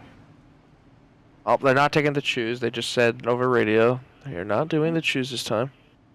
All right. Well, we're going to go ahead and take a step aside and give our partners here at Pit Stop TV a quick shout. We'll be right back. You're not going to miss anything. We're going to go Pit Stop TV side by side. Don't you go anywhere.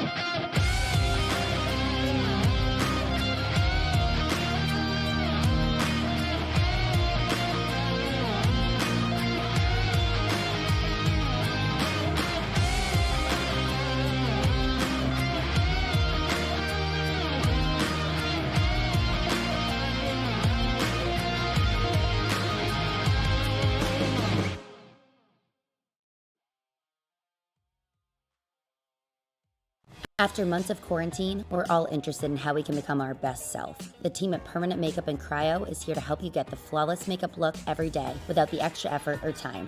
When it comes to your appearance, you deserve the best care that money can buy.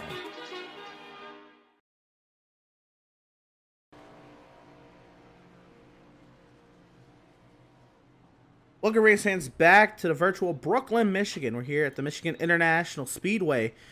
I want to give a quick shout out to our partners here at Pit Stop 2. Once again, Whiplash Media, Sim Cams, Sim Wrap Market, and Permanent Makeup and Cryo in Maine. So the choices have been remade. The field is doubled up and ready to go. It is Jeremiah Stutzman, your race leader. Seth Berger, who is outside.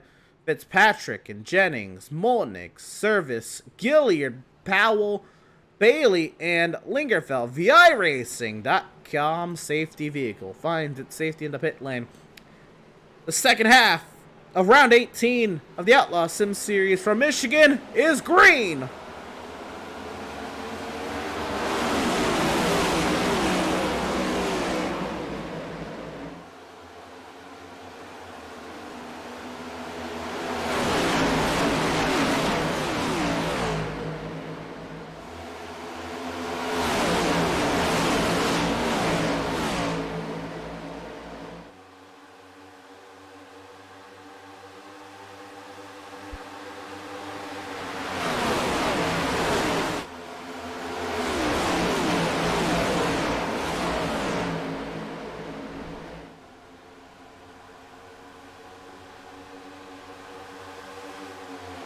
And across the line, it is the 77 of Seth Berger leading his first laps of the day.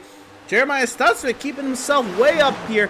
But Berger, he's got a teammate, and Max Service nearly making contact there with Fitzpatrick. It's getting tight up here. Oh, it's getting tight, and it's getting real dicey up here. They got Last Chance along with Swift Racing up here. Looks like the last two Swift races just about. Adrian Schumacher a little bit back in 10th, but Max Service and Seth Berger, the only two right now that are up here for right now. But Max is under fire from Daniel Molinix, and Seth Berger trying to hang on from Jonathan Jennings right now.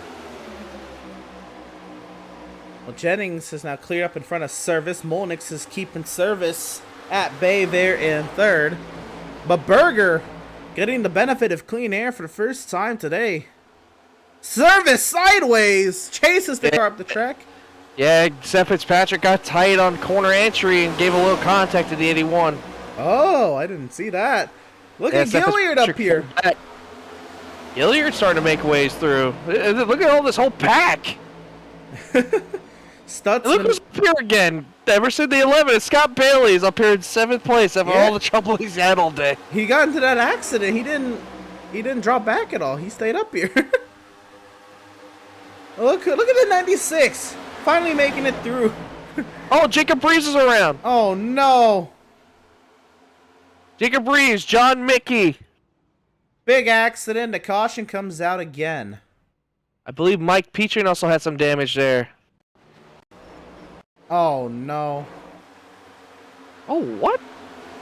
This one happens a little deeper in the pack. We'll go ahead and we'll get to see what happened here on the replay. Yeah, I'm a little confused. I don't know if you can help me out here with this one. Watch John Mickey here on this replay, Emerson. Oh, no. I'm a little confused as to what happened with John Mickey. Malfunction. Absolutely. That's what I was thinking, too, because that did not look normal. And John Mickey, he's one of the cleanest drivers. He wouldn't do anything like that intentionally, by any means. We'll get on board with John Mickey here, and we'll see what we can see. Here we go. Can't really see the steering wheel, but we can see. Yeah, on the straightaway. Oh, it just turns right. Oh my gosh. Like you said, it has to be an equipment malfunction. There's no other way. Your tires don't pop. I know that for sure. You would hear it. Oh, they wouldn't pop like that. That's for sure. No, absolutely. But that's not normal on a straightaway. That is. Wow. I feel terrible for Jacob Reeves in that situation, but that's just unfortunate. Bam! Oh my gosh. Big hits. You see the debris there in the front stretch as well. Big hit.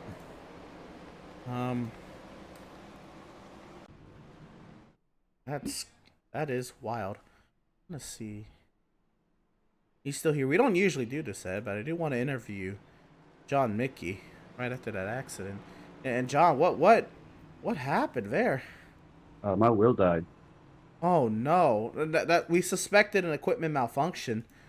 Yeah. I was just sitting there cruising, and next thing you know, it just went completely free in my hands. Oh no! It was a shame. Sorry that I wrecked his race. Well, it's out of your control for what it's worth. That is crazy. Well, Yeah, John, it's awful. you were kind of hanging out there in the big pack for a little bit. How was the racing out there from what you could see? I thought it was pretty good. Everybody was being pretty respectful, except for the restarts. But other than that, it was pretty good. Oh, there you go. Well, John, unfortunate circumstances here have you damaged big time here in mid portion of this race. We'll leave you to it. Thank you for speaking with us, and yeah, we'll leave you to it, man. No problem. Thank you. But there you go. There's the confirmation, Ed. An equipment malfunction on the 69 machine. Yeah, that's just terrible for John. I feel absolutely horrible for him. He like you said, we know him. He's one of the more cleaner drivers we have in this series, and that's just you hate to see that kind of happen, and those kind of things happen just unexpectedly. You have no control in it. It's wild because it similar to like a mechanical failure. in NASCAR. Like now, like they just, it's so rare to see them happen now in NASCAR. By the way, this year a little bit more since it's a brand new car, but in general, like when you see an equipment malfunction on iRacing, it's bizarre. I know it didn't happen in this league, but I can remember a driver in this league, Joseph Causey, had an equipment malfunction in another league, and he wall rode for 3/4 of a lap. Yeah, and Emerson, that's why I always, you and me race together a lot, and that's why I tell you all the time, I always unplug all my stuff and replug it back in before every race. Just to make sure you always stay up to it. That's not a bad idea. I was just commenting. No, I know. I was just like saying, it's like, you just always gotta double check your stuff. That's why every time, like when you have a race or anything, I recommend to anybody that's sim races out there, always double check your stuff before you get into that race. Recalibrate your pedals, recalibrate your wheel, do everything you possibly can, even unplug and plug it back in if you have that little bit of a sketchy feeling that something might happen. Some of those situations, they definitely help you a lot. Trust me, it goes a long way in taking care of your equipment. Check your plugs and your power strips. Make sure everything's secure. Make sure you don't have any outside circumstances, affecting those, like pets or babies or trash. Clean your space, But here we go. The iRacing.com safety vehicle will find its safety in the pit lane after a bizarre incident here to bring up the 5th caution today. Green flag is back out from Michigan.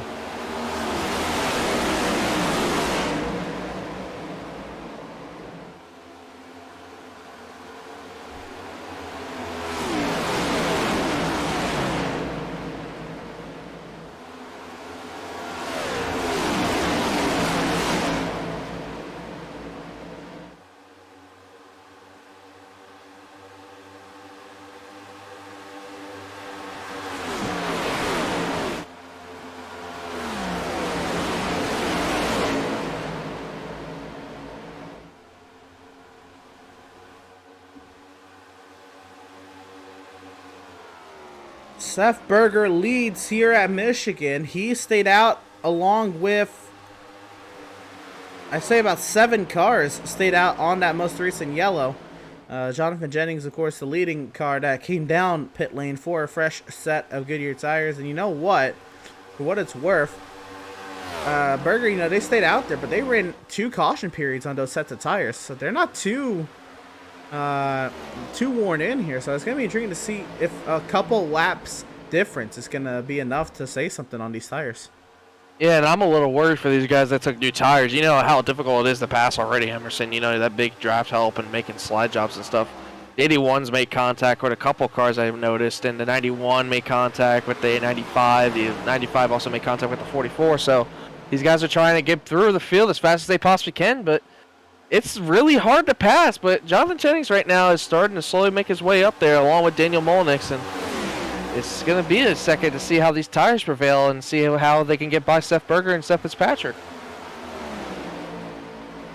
Yeah, Lingerfeld, he started second. I was, shocked to see him up there, and I saw he stayed out. Fitzpatrick making a big move on Berger. And see, this doesn't help them either. This is going to help Jonathan Jennings close up to them even faster with them side by side. Jennings is up to 4th behind Schumacher. And Seth Fitzpatrick's trying to take the lead right now to the inside. I don't think he's going to be able to make anything happen right now, but Jonathan Jennings gets side by side with Schumacher behind him. He's going to help his teammate in the 2.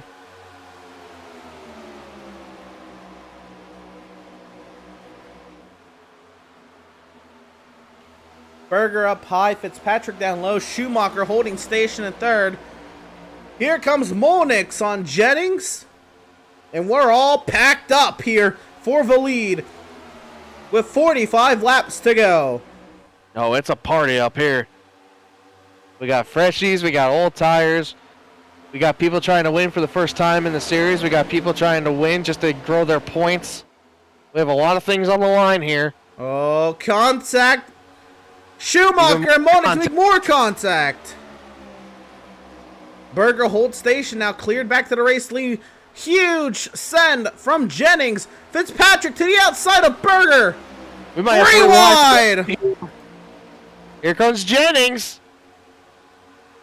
3 wide for the race lead, and what do you do if you're Seth Berger? You side draft Seth Fitzpatrick, still 3 wide into turn 1. Is Jennings possibly going to get a 2-for-1 special here? Can he be able to send it down to the bottom and maybe get them both? No, he's going to stay side by side with 3 wide, still 3 momentarily. wide. As Daniel Molnix just watches on. Seth Berger has a great run through the middle, though. He's going to try to get back to the lead. He's cleared of Jennings, but can't send it. Still 3 wide. Here comes Molnix. Maybe have 4 wide for a second. Where's Molnix going to go? He wants to take it 4 wide. He's going to go with Jennings. He thought about it. He had space to take it 4 wide, but we're still 3 wide. And 3 wide. Jennings to the lead. Still 3 wide for second. And this is what Jennings needs in his mirror. Oh, it's tight. Oh, man. Still 3 wide. Sound like a spotter. How much longer are we going to be 3? Now we might be 4. Almost 4 wide there. Coming through turns 3 and 4, and Berger finally bails out. Oh, I'm running out of breath up here. It was starting to sound like a spotter calling out 3 wide. But Seth Berger loses his advantage at the front of the field. It goes back to the dominant driver of the day, Jonathan Jennings. Seth Fitzpatrick still holds station there in second. Molnix to the third. Swift Racing regroups 4th, 5th, and 6th. And that leading car that took tires for Swift was Max Service. He's slowly but surely making his way up through the field behind his teammates. He's going to try to work the outside right now around Adrian Schumacher right now, but he's going to fall back in line with Scott Bailey just directly in tow behind Max Service.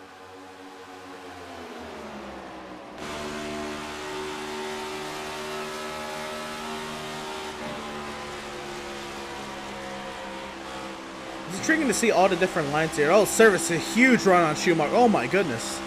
Oh, he's going to get him there. And Scott Bailey's going to fall directly behind Max, too. Now Max maybe might look to the inside of Seth Berger, or is he going to wait? I think he's going to wait. I think for Max, or his sake, he's got to, yep, he's going to go around the outside. Yeah, Max, I think he knows. Max has to stay with the top 3. Yeah, and if he goes to the inside, he's even burning off more tire. You know, Jonathan Jennings and Daniel Molnix, they were making a lot of passes on the bottom. I'm really curious to see how much of their tire they burnt off. And Max has been patiently making his way through this traffic. This might actually benefit Max. So Max now tries to stay with the race lead as Molnix and Jennings duke it out. Sideways, Andrew St. Coeur. And I was just about to talk about how good of a recovery St. Coeur's having. He was just in 10th. Now he's going to have to make his way back up there. I think Gilliard and Powell nearly made contact right there. Gilliard got a little squirrely, I saw right there when we went to Andrew there.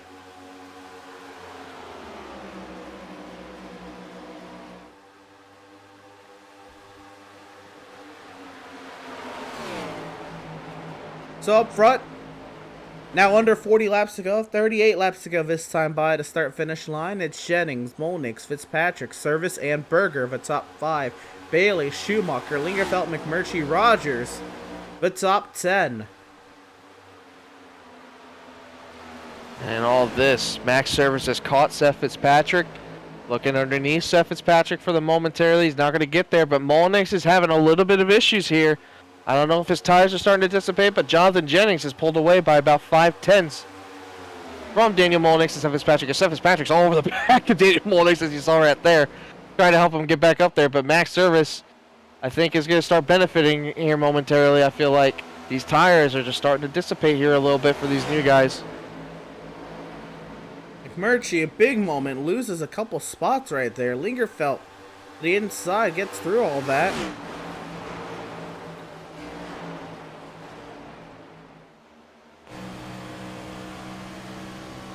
On board with Seth Fitzpatrick. They gotta get going here. Jennings is going. Yeah, they really do. I don't like where they're sitting right now. And Service to the inside. And Max is starting to make some moves. I think he realizes it's starting to get down to that time where he has to start going. I don't know if he's going to be able to get clear. There's not enough room really in front of him if you wanted to pull the slide job, but Maybe his teammates might be able to help him, if anything. He's got Seth Berger behind him, but Scott Bailey just got to the outside of Adrian Schumacher. That's not really going to help Max enough. Maybe Scott will help him get by him, but I'm not sure there. So, see what Max has to do. He's got to get around 3 last chance racing guys, which is going to be difficult. Oh, Seth Fitzpatrick almost got to the rear end of Daniel Mullen. It's going to be 3 wide. 3 wide for second. Molnick's up high. Fitzpatrick down low, trying to pin Service down. 3 wide, and they're all pinning each other down. Yeah, I think Max might have the momentum here going down in the corner possibly, but Seth Fitzpatrick has something else to say about it. He's going to slide in there and get in front of Daniel Mullenix. Max maybe might even try to slide up in front of Mullenix as he does. Mullenix is going to go for the crossover. And Mullenix files back in line, 1.7 seconds back of Jonathan Jennings.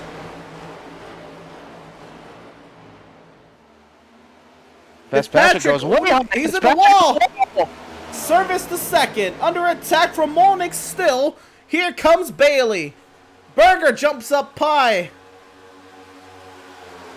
And Berger was the ones that stayed out along with Adrian Schumacher. Scott Bailey has fresh tires. Max Service, Daniel Mullenix. All these guys up here in the top 3 have fresher tires, but Jonathan Jennings also sideways Service hard into the outside wall. Daniel Mullenix is around. Service has damage. Mullenix sideways. Max Service has a tire problem. The right front is bouncing. That car's not turning. He's in the wall. He's in the wall again. And this may be the point lead for Max Service. Now can he get it down to the pit road though? Yep, he did. No caution though. And he's gonna go around and he's gonna hit the pit wall and more damage. The driver out of Truro, Nova Scotia. Big problems for Max Service, and we're gonna see if we can get a replay of the incident. I mean, we saw it all live, but oh my! While you're doing that replay, Emerson, there's a really big gaggle for second. Here it is. Let's see, Max I think just got loose. Yep, there it is right there. He got loose, hit Mullenix right into the wall, and Mullenix went around. What a save! Gosh, that would have been huge if Mullenix went straight right instead of turning it back left. Absolutely. Oh my goodness. We'll get back to the live action. Out. Oh yeah, we'll get back to the live action as you were mentioning. Sideways is Fitzpatrick. Yeah, we had 2x2 pushing and shoving for second. Scott and Bailey was getting shoved. Where did he come from? Matt Rogers. I didn't even notice him. He just got by all these guys. He was behind these 3 behind them. What I should say is we should still have one more pit stop in this race. I think we still have one more stop. Oh, Bailey and Berger nearly coming together. Bailey was trying to go down the track for... Well, I don't really know why he was trying to go down the track, but Berger was down there. Berger's clear. Maybe it was possibly the side draft to 77. I don't think he anticipated how close Seth was to him, possibly.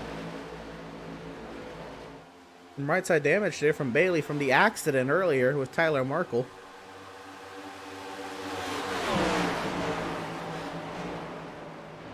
Schumacher trying to play defense on Mullenix.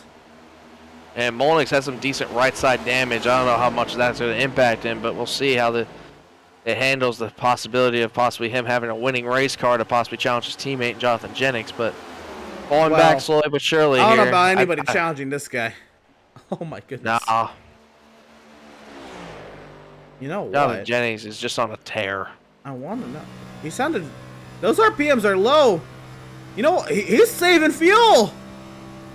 What? Those RPMs are really low. He's feathering the throttle. He is saving fuel. He's got such a big lead. He is saving fuel to try to make his number to the end of the race. Yeah, I'm watching his speed going into turns 1. He reached a max of 192, and I'm watching Seth 194, 193.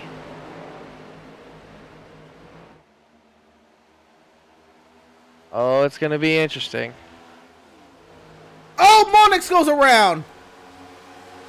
And trying to save it. He Yeah, does. I think that'll definitely do it for him for his chances of winning this race. That'll probably do Mullenix City unless you get a yellow. But back up front, Seth Berger got around Matt Rogers. Now Matt Rogers is under fire from Seth Fitzpatrick. Seth Berger's trying to play the lanes here to help Matt Rogers stay side by side with Seth Fitzpatrick.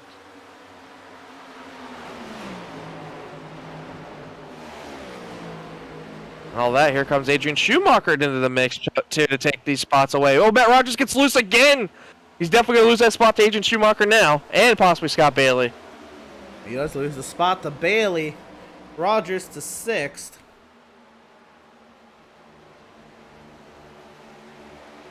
Yeah, look at Seth Fitzpatrick making that power on the outside. He's going to get to the outside of Seth Berger. Battle for second, 4.2 seconds back of race leader Jennings. The Seth on Seth show. Seth and Seth show, you're right.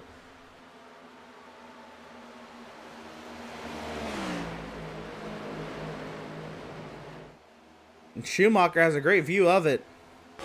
Yes, he does, and he's going to take advantage of Seth Berger being on the bottom and get around him as well, I think. Now, these two are teammates, and the two is teammates with the 91 of Jonathan Jennings, so if anything was going to happen, possibly, and I'm not saying we're going to get one, I'm just saying if we did get a caution, this might be a teammate-on-teammate battle here for the win.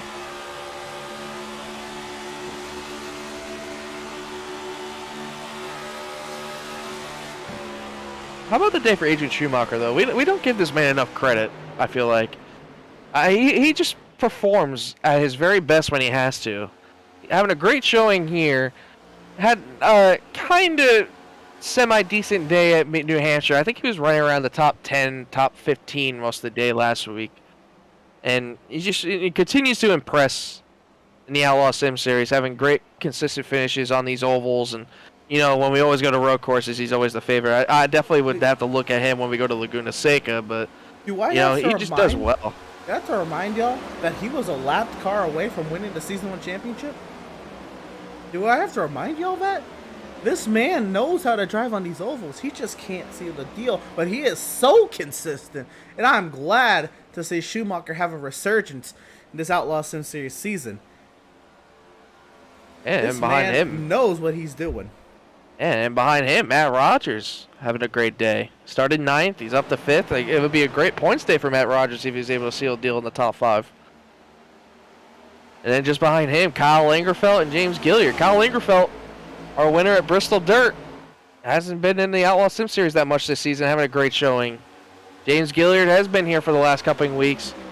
Came just short of a win at iRacing Super Speedway, and you know, he's been taking on some good finishes, having some heated battles with some drivers and all that, but he's still able to put out some consistent finishes. Then behind them, Jeremiah Stutzman and Kevin Powell, a newcomer to the series, having a battle back there for 8th place, and then Scott Bailey rounds out the top 10. So a good day for some good drivers that need some points, Emerson. Certainly. I gotta say, for what Schumacher, I say he was a lap car away from winning the championship. He was battling.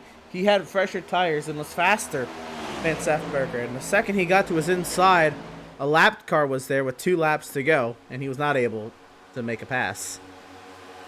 That's what I mean. The Schumacher was a lapped car away from beating Season 1 champion Seth Berger.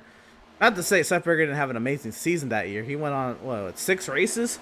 I mean, Seth probably was a more deserving driver of a championship that season. But Schumacher was there. The Seth show continues. 4.2 seconds back of this man, Jonathan Jennings. But we're going to go ahead and we're going to step aside one last time right before the 20 to go mark. We'll be back with, well, we're not going anywhere. The action from the Michigan International Speedway in round 18 of 36 in the Outlaws Sim Series continues. We're not going anywhere. Pit Stop TV side by side coming up. Stay tuned.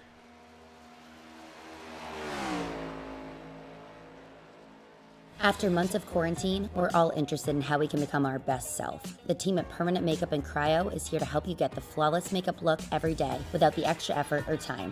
When it comes to your appearance, you deserve the best care that money can buy.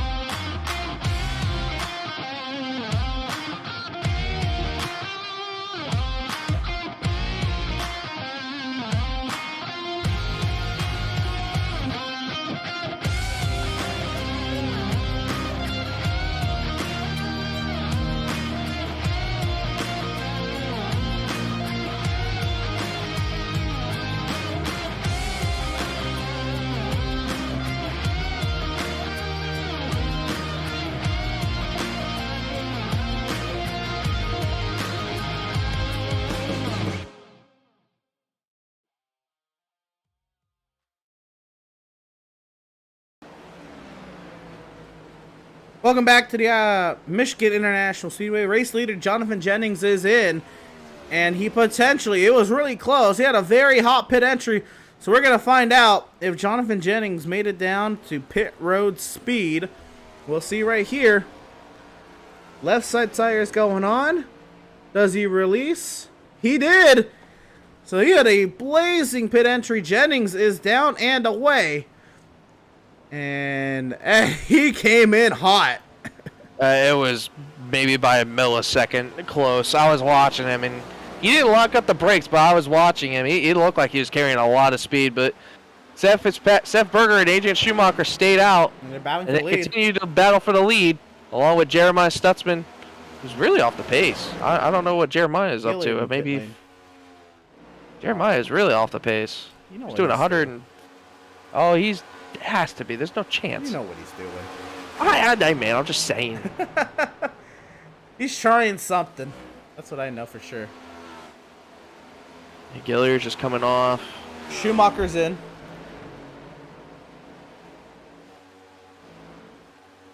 Adrian Schumacher pitting from second. We had a lot of pit stops but I was trying to get that side-by-side in before pit cycles, but there was a moment for Andrew St. Coeur, and we'll have to try to go back and find it. We'll try to go do... Oh, there's Max Service coming out of his box. We'll try to get that moment for Andrew St. Coeur after pit cycles here. And we should be able to do so. I think Seth is coming. Here comes He Seth really Berger. backed up his turn 3. And Jeremiah Jeremiah's Stutzman gonna takes stay the lead. out. He's trying something. Here's Molnick's 4.5 seconds back. Schumacher down and away. And here's Seth Berger. Molnick's is really saving. He's just topping out at 180 going into turns 1.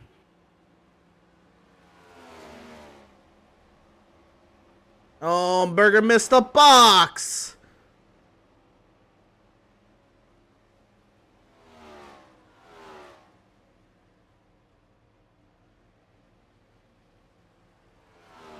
It's going to be a long stop for Seth Berger. Down and away is the 77. And he lost a lot of time.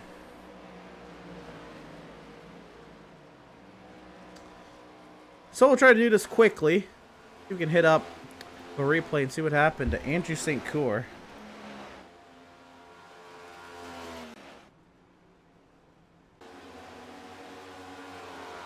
Here it is, Andrew St. Coeur. Said he got meatballed on this lap.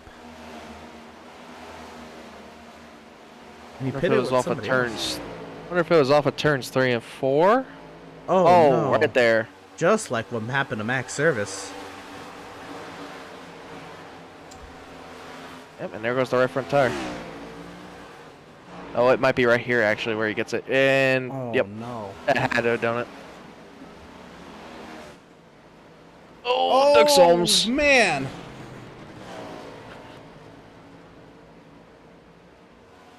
And he couldn't slow down, so he definitely sped on pit road too. Well, you know what? Max Service is back on track. So Max Service is trying to salvage his point lead. I have a question for you, Emerson. What's that? When was the last time Jeremiah Stutzman pitted? 37 laps ago. He has about a 25 or 20-second lead now to Jonathan Jennings, who's the leader after all the pit stops. And we're just about 14 to go. The thing is, Stutzman probably got to pick up the pace if he's going to win this race. Yeah, he definitely has to. This may be a ploy for a top 3. I would give him a round of applause for it no matter what if he did. Because it's definitely something that he had to risk, you know? And I have a question for you, Ed. Oh, what's that? What was, all the... Oh, that car is silent! That car is silent in the corner! I love it. But before stage racing at Michigan, how did almost all of those races end? Fuel mileage. Uh-huh. Every single time. I hate to break it to you, but you remember that one time that Jimmy had the issue? Yeah. And then Greg Biffle ran out. Jimmy couldn't feel And Mark, and then Mark Martin came to it and ended up winning that race. This track, every time we came into it on the schedule, always ended up fuel saving. All right. Hey, you want to know something too? Go listen right here into turn 1. Look at that. Oh, he's silent. That is crazy. But I'm a little worried because Jonathan Jennings is now just going into turns 1, or he just got to the restart zone just now. No, I don't think even if he makes it to the end, I don't think he's gonna win the race. But man, what an attempt he's making at it. I mean, listen, for those who can hear it, that car is silent. It's such a weird sound. You don't hear silent race cars on a green racetrack that often. Jennings just got around Scott Bailey on the back straightaway. That's right. That's for 4th. He's still got to get around Setzer and Molinix. I wonder if Sussman can maybe hit over his target and then maybe pick up the pace at the end. Oh, Setzer! Big and then moment here's for 5. Molinix. Molinix is really slow. Yep. Molinix is trying to make a number big time, man. So can Jeremiah Stutzman make it 10 more laps?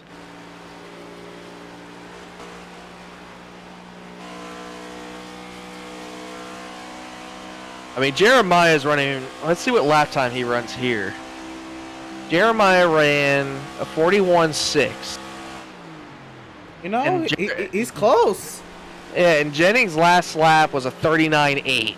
No, you have to pass the car there at the start. Oh, no, he's fine. Yeah, well, let's see what it is here. Jennings is about to cross the line. 39.7. So what's the math there? 41.6 to a 39.7. It's been almost 2 seconds a lap.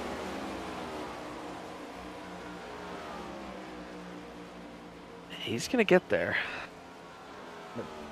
If Stutzman can save, and with like 2 laps to go, realize he's going to be good. Uh-oh. Uh-oh. That's not good. A side-by-side battle back here. In the top 10, P8, Powell and Lingerfelt. Another one here with Bailey and, well, Molnix is dropping back. Yeah, very much. And Seth Berger's trying to make up at a time he lost in the pit entry when he slid in his box. Max Service was on a mission, unfortunately, to take advantage of his stepdad having the same issue that he did. He is 3 laps away from making that pass on Andrew St. Coeur. And I think... Oh, no, he's not going to get Adam Gardner because Adam Gardner's continually running right now. Wow, splitting through the middle. Bailey. Oh, is Bailey trying to make a number? Bailey's trying to make a number. A lot of people are trying to fuel save to a fuel number. I don't think Bailey's going to be able to get the kind of finish he wanted, but it's a good try to do it. Yeah, he's trying. Once you're in it, you have to commit to it. You have to, I guess, hope for a yellow or something. I don't know. And we're coming to 7 to go next time. Stutzman has 10.5 second lead. It's now down to a 1.5 seconds. It's down to a second. The deficit, the lap time difference between Jennings and Stutzman. Jeremiah's still running around the 41-second brackets. Got a little fast, 41.4. And Jennings is right now running 40.4, so it's about a second a lap. And there's less than 10 seconds, or less than 10 laps to go. Berger is cleared by Setzer. This is crazy. Of the cars who pitted, Jennings is the leading car that has pitted. It's Patrick second, Schumacher third, Berger fourth. Oh, Jeremiah just hit the gas pedal, Emerson. He's hitting, he's going, he's trying it. He's still saving, but he's trying. He's starting to push it a couple of corners. Jennings went at 40.3 to Jeremiah's 41.4 that last time. And that's the same lap that Stutzman ran the previous lap. We'll see here if there's an improvement in Stutzman's lap time.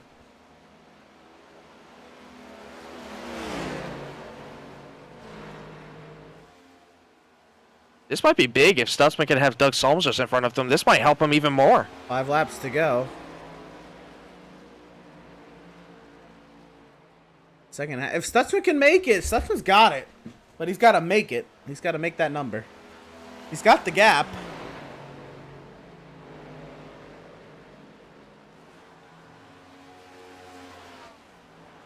Service sideways back there.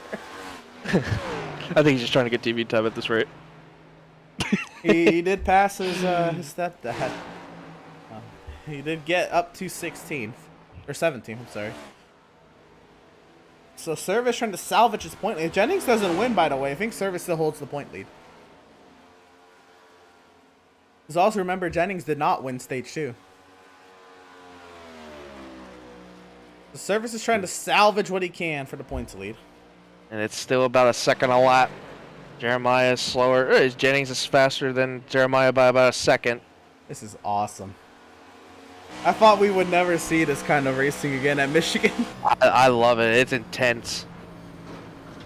I'm nervous. I'm like, I don't know if he's going to be able to do it. This is not really saving. Oh my goodness, there's a really slow car right up the road.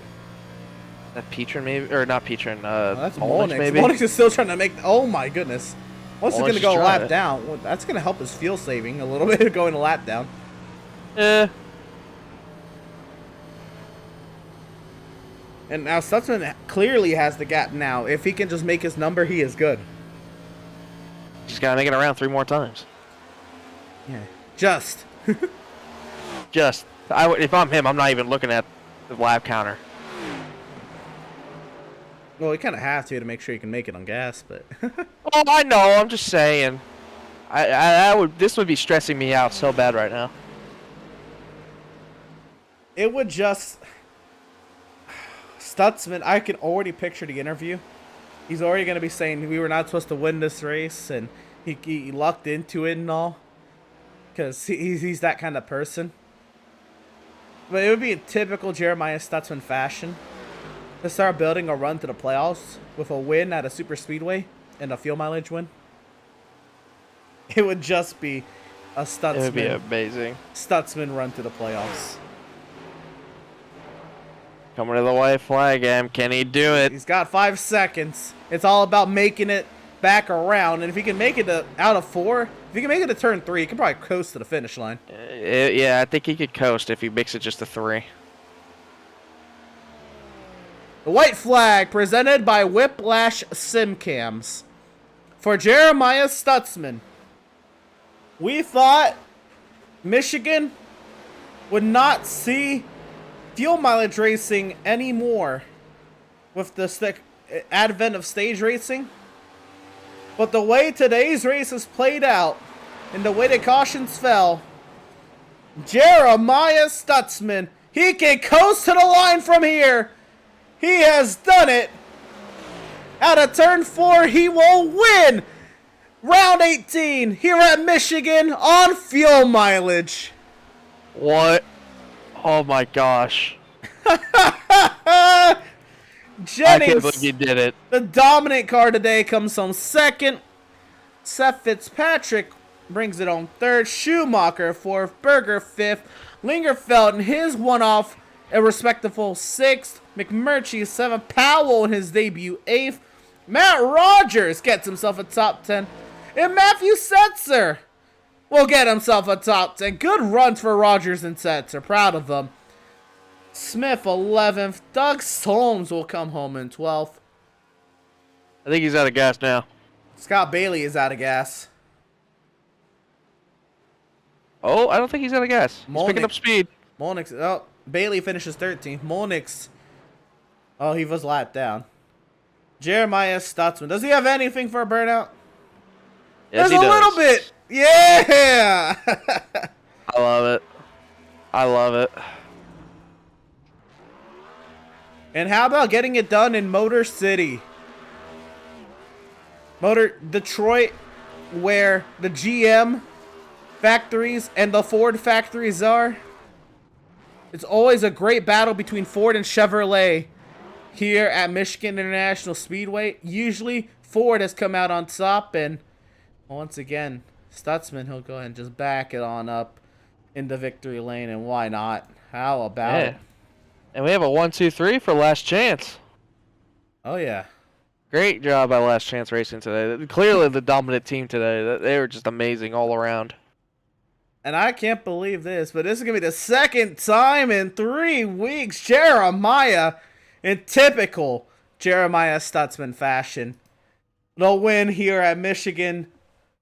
How about it? Did you know you were going to have that fuel number attainable from the restart?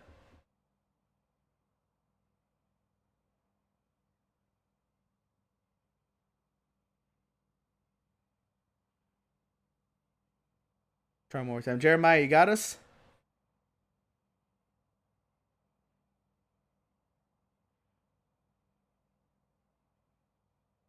Well, we'll go ahead and we'll give Jeremiah a moment to try to work it out. We'll go through our race results while he tries to figure out what all is happening there. We'd like to hear from Jeremiah once again. Unless his mic might have ran out of gas. Oh, man. Yeah, let's go through our race results while we await. Let's go through them, Ed. It was Jeremiah Stutzman, 5 seconds over Jonathan Jennings with the victory tonight for Jeremiah Stutzman. Again, leading just 21 laps, all there at the end on field mileage. Good run for Stutzman. Jennings P2, Seth Fitzpatrick P3, 12.3 seconds back. You said it was a 1-2-3 for Last Chance Racing. A great run for them. Great race for them. Actually, I don't think Stutzman is part of Last Chance, so Stutzman is not Last Chance Racing. I saw him in there. Oh, Stutzman's kind of an independent. He used to be in the Performance Sim Sport chat. He just kind of liked to ally himself with teams. Stutzman he just wants friends. Schumacher is fourth. A great run for him tonight at Michigan. Seth Berger will bring it home in fifth, 16 seconds back. Lingerfeld sixth in his one-off return to Outlaws Sim Series competition, 17.5 seconds back. McMurtry in seventh, 19.8 seconds back. Kevin Powell will be eighth, 20 seconds back. Rogers 9, 23.5 back, and Matthew Setzer nets himself a top 10, 31.5 seconds back. Ed. In 11th, we have Devin Smith, a great run for the 95 machine, 32 seconds back of our leader, along with in 12th, Doug Solms in the 67. 13th, Scott Bailey, along with Daniel Molnix in 14th, who both tried the fuel-saving strategy, but it didn't work out in their favors. 15th, James Gilliard, 1 lap down. 16th, Adam Gardner, who had a little bit of an incident tonight, recovering a little bit. In 16th place, 8 laps down. Our points leader, Max Service, 17th, 16 laps down after an incident that kind of ruined his night a little bit, but still gained at least 1 spot. Mike Petra in the 41, 18th, 21 laps down, along with Andrew St. Cyr, 19th, 23 laps down, and 20th, John Mickey, who had the unfortunate error with his equipment, 52 laps down, and 20th. 21st, that'll be the 31 of Brad Boffel. Our pole sitter had a tough run early there.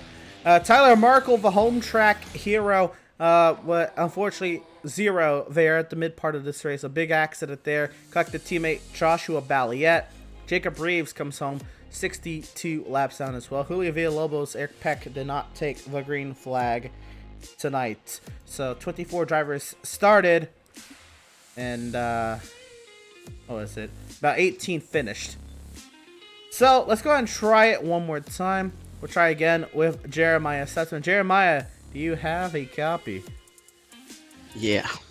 All right, there we go. We got him. Glad to hear from you, Jeremiah. And for the second time in 3 weeks, you did it again, man. This one in typical Jeremiah Stutzman fashion. But how about it? Yet another win here as you're setting yourself up for the playoffs.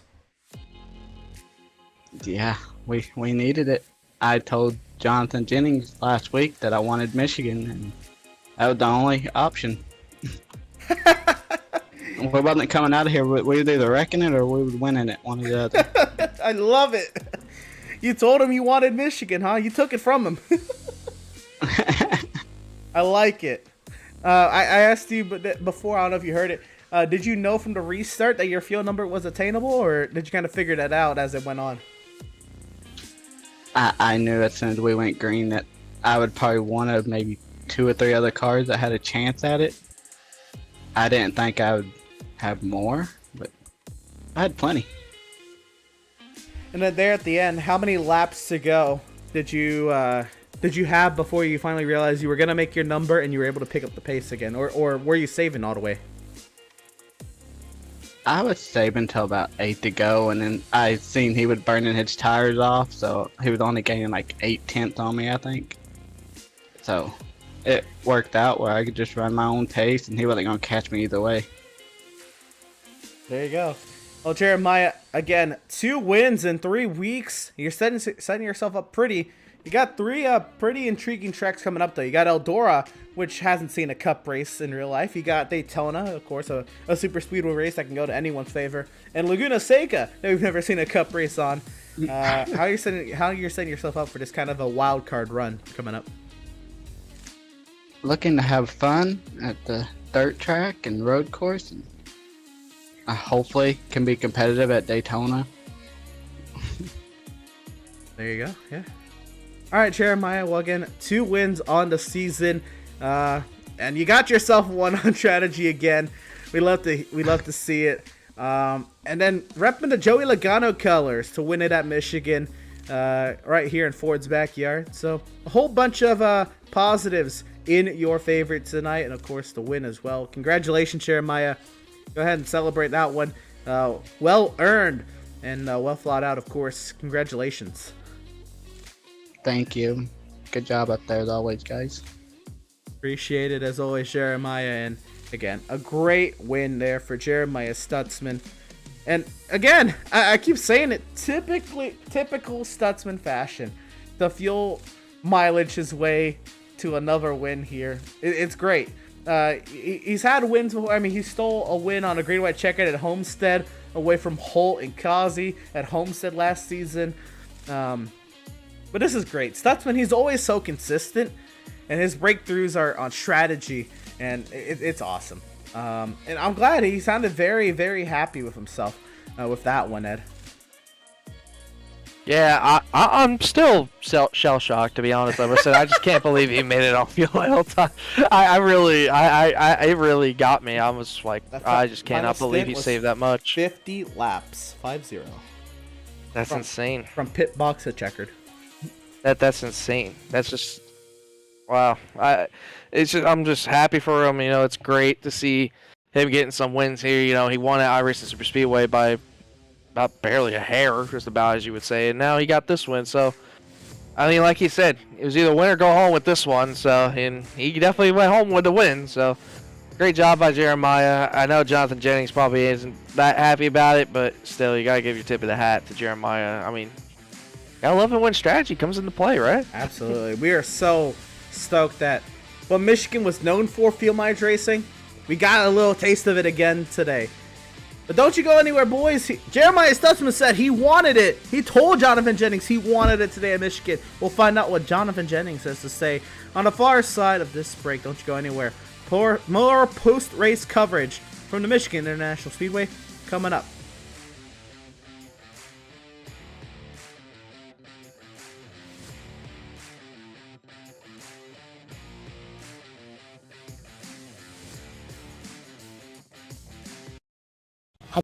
Have you found yourself trying to hide your joy because you're unhappy with your teeth? Your smile is the first feature noticed in an interview, on a date, or in family photos. We want you to be able to shine bright as your best self, and our teeth whitening system is the perfect step toward restoring your confidence.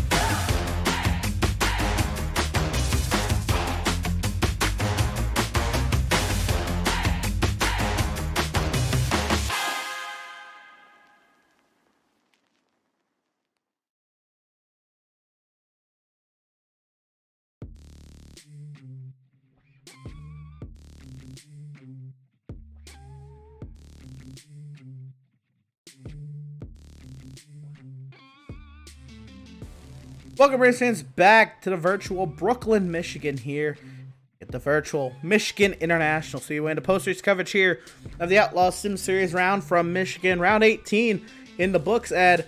That means we're officially into the second half of the season. But before we get too far into that, we got to talk to the dominant driver of the day, second place finisher, and I'm sure that one's painful to say. Jonathan Jennings, he's headed your way, Ed. Yeah, it's definitely painful. Jonathan Jennings coming home second. Now, Jonathan, yeah, you know, it's really hard to go from what you did last week and just absolutely smoking the field at New Hampshire to even coming here to Michigan and even having a different kind of setup strategy and everything to just dominating this race. But you fell one place short. What else could you done different to possibly get the win instead of Jeremiah there?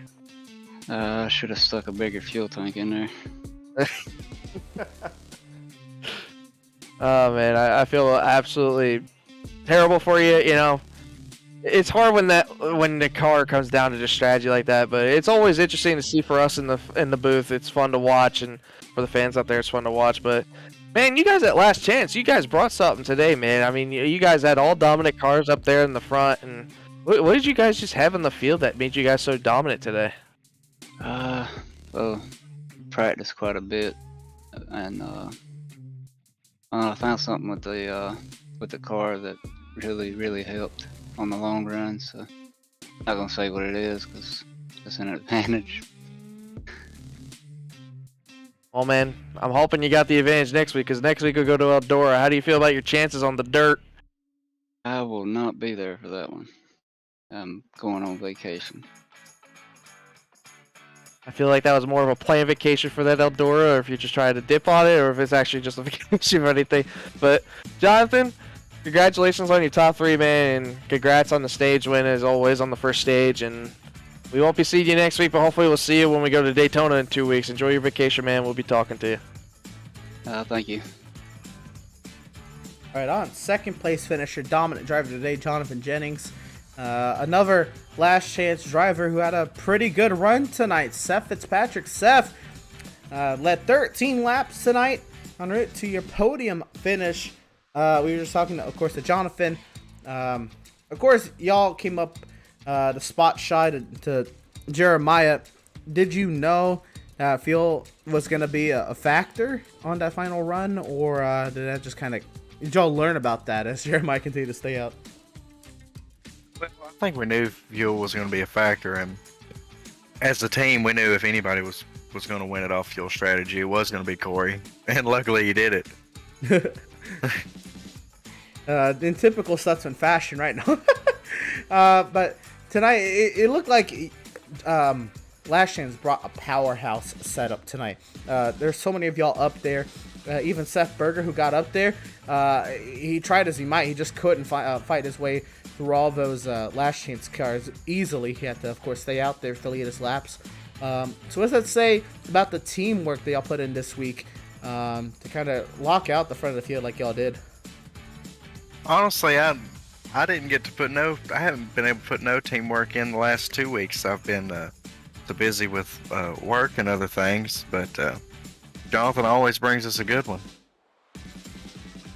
Certainly seems like it. Another great finish for you tonight here at Michigan, Seth. But you look forward, and I like to call it 3 wild cards we got coming up here. Eldora, again, a track we've never seen cup cars on in real life. The Daytona, you know, a plate race, a super speedway race that can go in anyone's favor. And Laguna Seca, a track we've never seen cup cars on. I know you're looking forward to Laguna Seca. It's a roadie. But a couple wild cards coming up nonetheless. How are you feeling? How are you setting yourself up for this, these next 3 weeks? Well, 2 out of 3 are definitely going to be fun. But I think just try to keep doing what we've been doing, just running up front, leading laps, and trying to be there at the end. Which I had a lot of fun at Bristol. If we could have got some more green runs, so I'm sure it'll be the same at Eldora. Right on. Well, we're going to go find out next Wednesday anyway. But Seth, congratulations on your podium finish tonight. And yeah, best luck to you next week on the Dirt at Eldora. And hopefully we're talking to you then. Yep. See y'all. driver of the number 2, Seth Fitzpatrick. And Ed, you wanted to talk to Jonathan Jennings' brother making his debut, the Outlaws Sim Series. Well, he's headed your way. Yes, I did. Mr. Kevin Powell had a great running today. And Kevin, oh man, it looks like you and your teammates, including your brother, had a great running tonight. What else more did you need possibly to get up there in that top 3 and challenge for the win? Well, we had I had a conservative setup, and right before the start of the race, I switched to my conservative setup. It's okay if I'm in the pack, but once we had the green flags pit stop, I just didn't have the speed to get back up front. The car was fast though; it was fast all day. But I knew if I didn't have the pack, I wasn't going nowhere. And you definitely put on a show for all these viewers out there, and even for us. You know, a lot of 3-wide action. We saw you making some moves with your teammates out there and all that. But you guys at Last Chance definitely brought a good setup. And like you said, now answer this for me. Did you think maybe the weather changing possibly? You know, the track did get a little bit hotter and the track got a little slicker. Did that maybe play a little bit of an impact into your racing strategy towards the end of the race? Oh yes, sir, 100%. You know, even with the worn tires in the beginning of the race, you could still get on the throttle pretty good in the corner. And right here at the end, it was like I was off throttle, having to coast halfway, if not 3/4, before I could fully be back on the throttle. So you can definitely tell the track changed. Cars got to pushing real bad, and was nowhere near like that at the beginning. Absolutely. Well, Kevin, next week we go to a place that these next-gen cars have never really touched, and the last time we seen them was when trucks are usually there for most of their schedule. We go to Eldora, the Big E. You know, how do you feel about you guys at Last Chance? And, you know, I know you guys bring good setups as you had the last couple of weeks. How do you guys feel about your chances going into Eldora next week? Well, me and my brother, Jennings, we're going to be out of town, actually, so we're not going to make that one. But, you know, I feel that the team will pull together, get a good setup. You know, you're going to start seeing a lot of these Last Chance guys, at least in the top 3 every week. So we all work together hours a day up until race day. So, you know, we talk amongst each other. We bounce ideas off each other. And we always try to get a good handling setup that's very fast.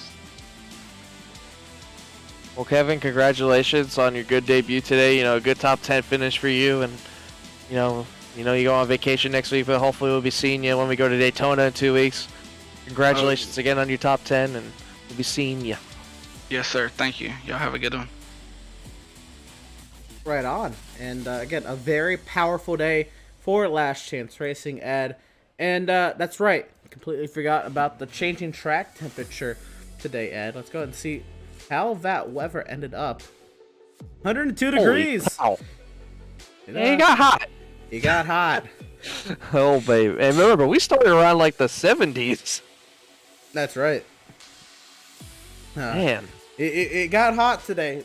And again, if you had a setup tailored, you know how we talked to Malico at the beginning of the show, and he said that the car was really tight, trying to loosen it up. Well, your tight car would have been perfect at the end of this race. If you had it loose, she was going to be really loose at the end of this race. So it was kind of that. What were you planning for? I know Malik, he didn't even get to experience these, the higher track temps because he got crashed out halfway. But nonetheless, what I'm saying was you have to tailor your car one way or another, or find that very, very minimal sweet spot. I don't know if really anybody had it. Maybe Jennings had it right for the right track temp. But I mean, that's a big track. That's a big temperature swing to set up a car for. Yeah, I think these Last Chance boys had it pretty much down pat. You know, Swift Racing had a little bit of a moment there where I thought they were going to contend for the win, like around mid-pack or so when they all got up there, and I thought they would be able to be challenged for the win with Seth Berger and Max Service and Adrian Schumacher up there. Still all came around with good wins. You know, Seth came away with a top 5 along with Adrian, and Max got involved in that one wreck he had with Daniel Molinix, and unfortunately put him a couple laps down. But, you know, again, you know, like Kevin told us in an interview I had with him just now, these last chance guys are starting to show up at the right time, Emerson. You know, Jonathan Jennings winning last week. I don't believe Jeremiah's with them, but Jeremiah had a great win today. That puts 2 wins on him for the season, and it's going to definitely boost him in the points going into the playoffs. You know, like you said, we're getting now in the second half of the season. This is where everything counts now. You got to get ready. You got to get yourself mentally ready for what we got coming up. You know, we're going to the Big E next week, Eldora.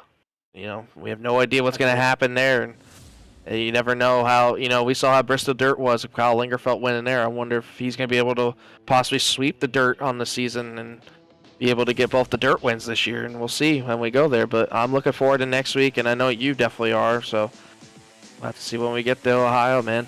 Now one more thing.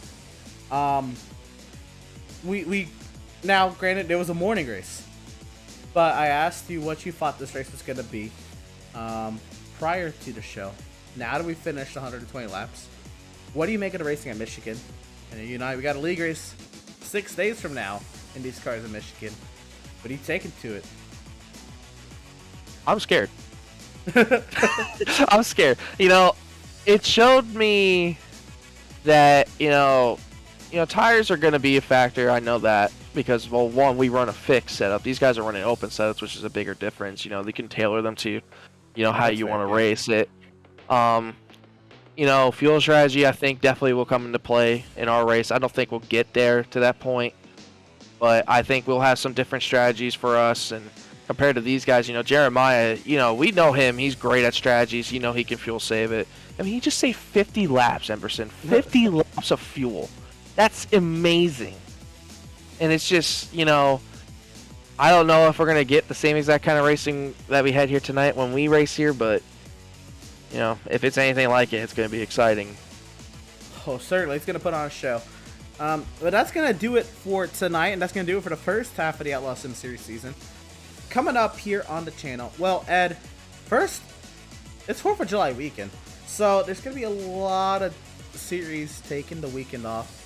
And the next series up is actually, well, us next Wednesday again. We'll be putting these bad boys on the dirt at Eldora. It'll only be a 100-lap show, so it's pretty much a dirt sprint race. And it should be a grand old time next Wednesday night.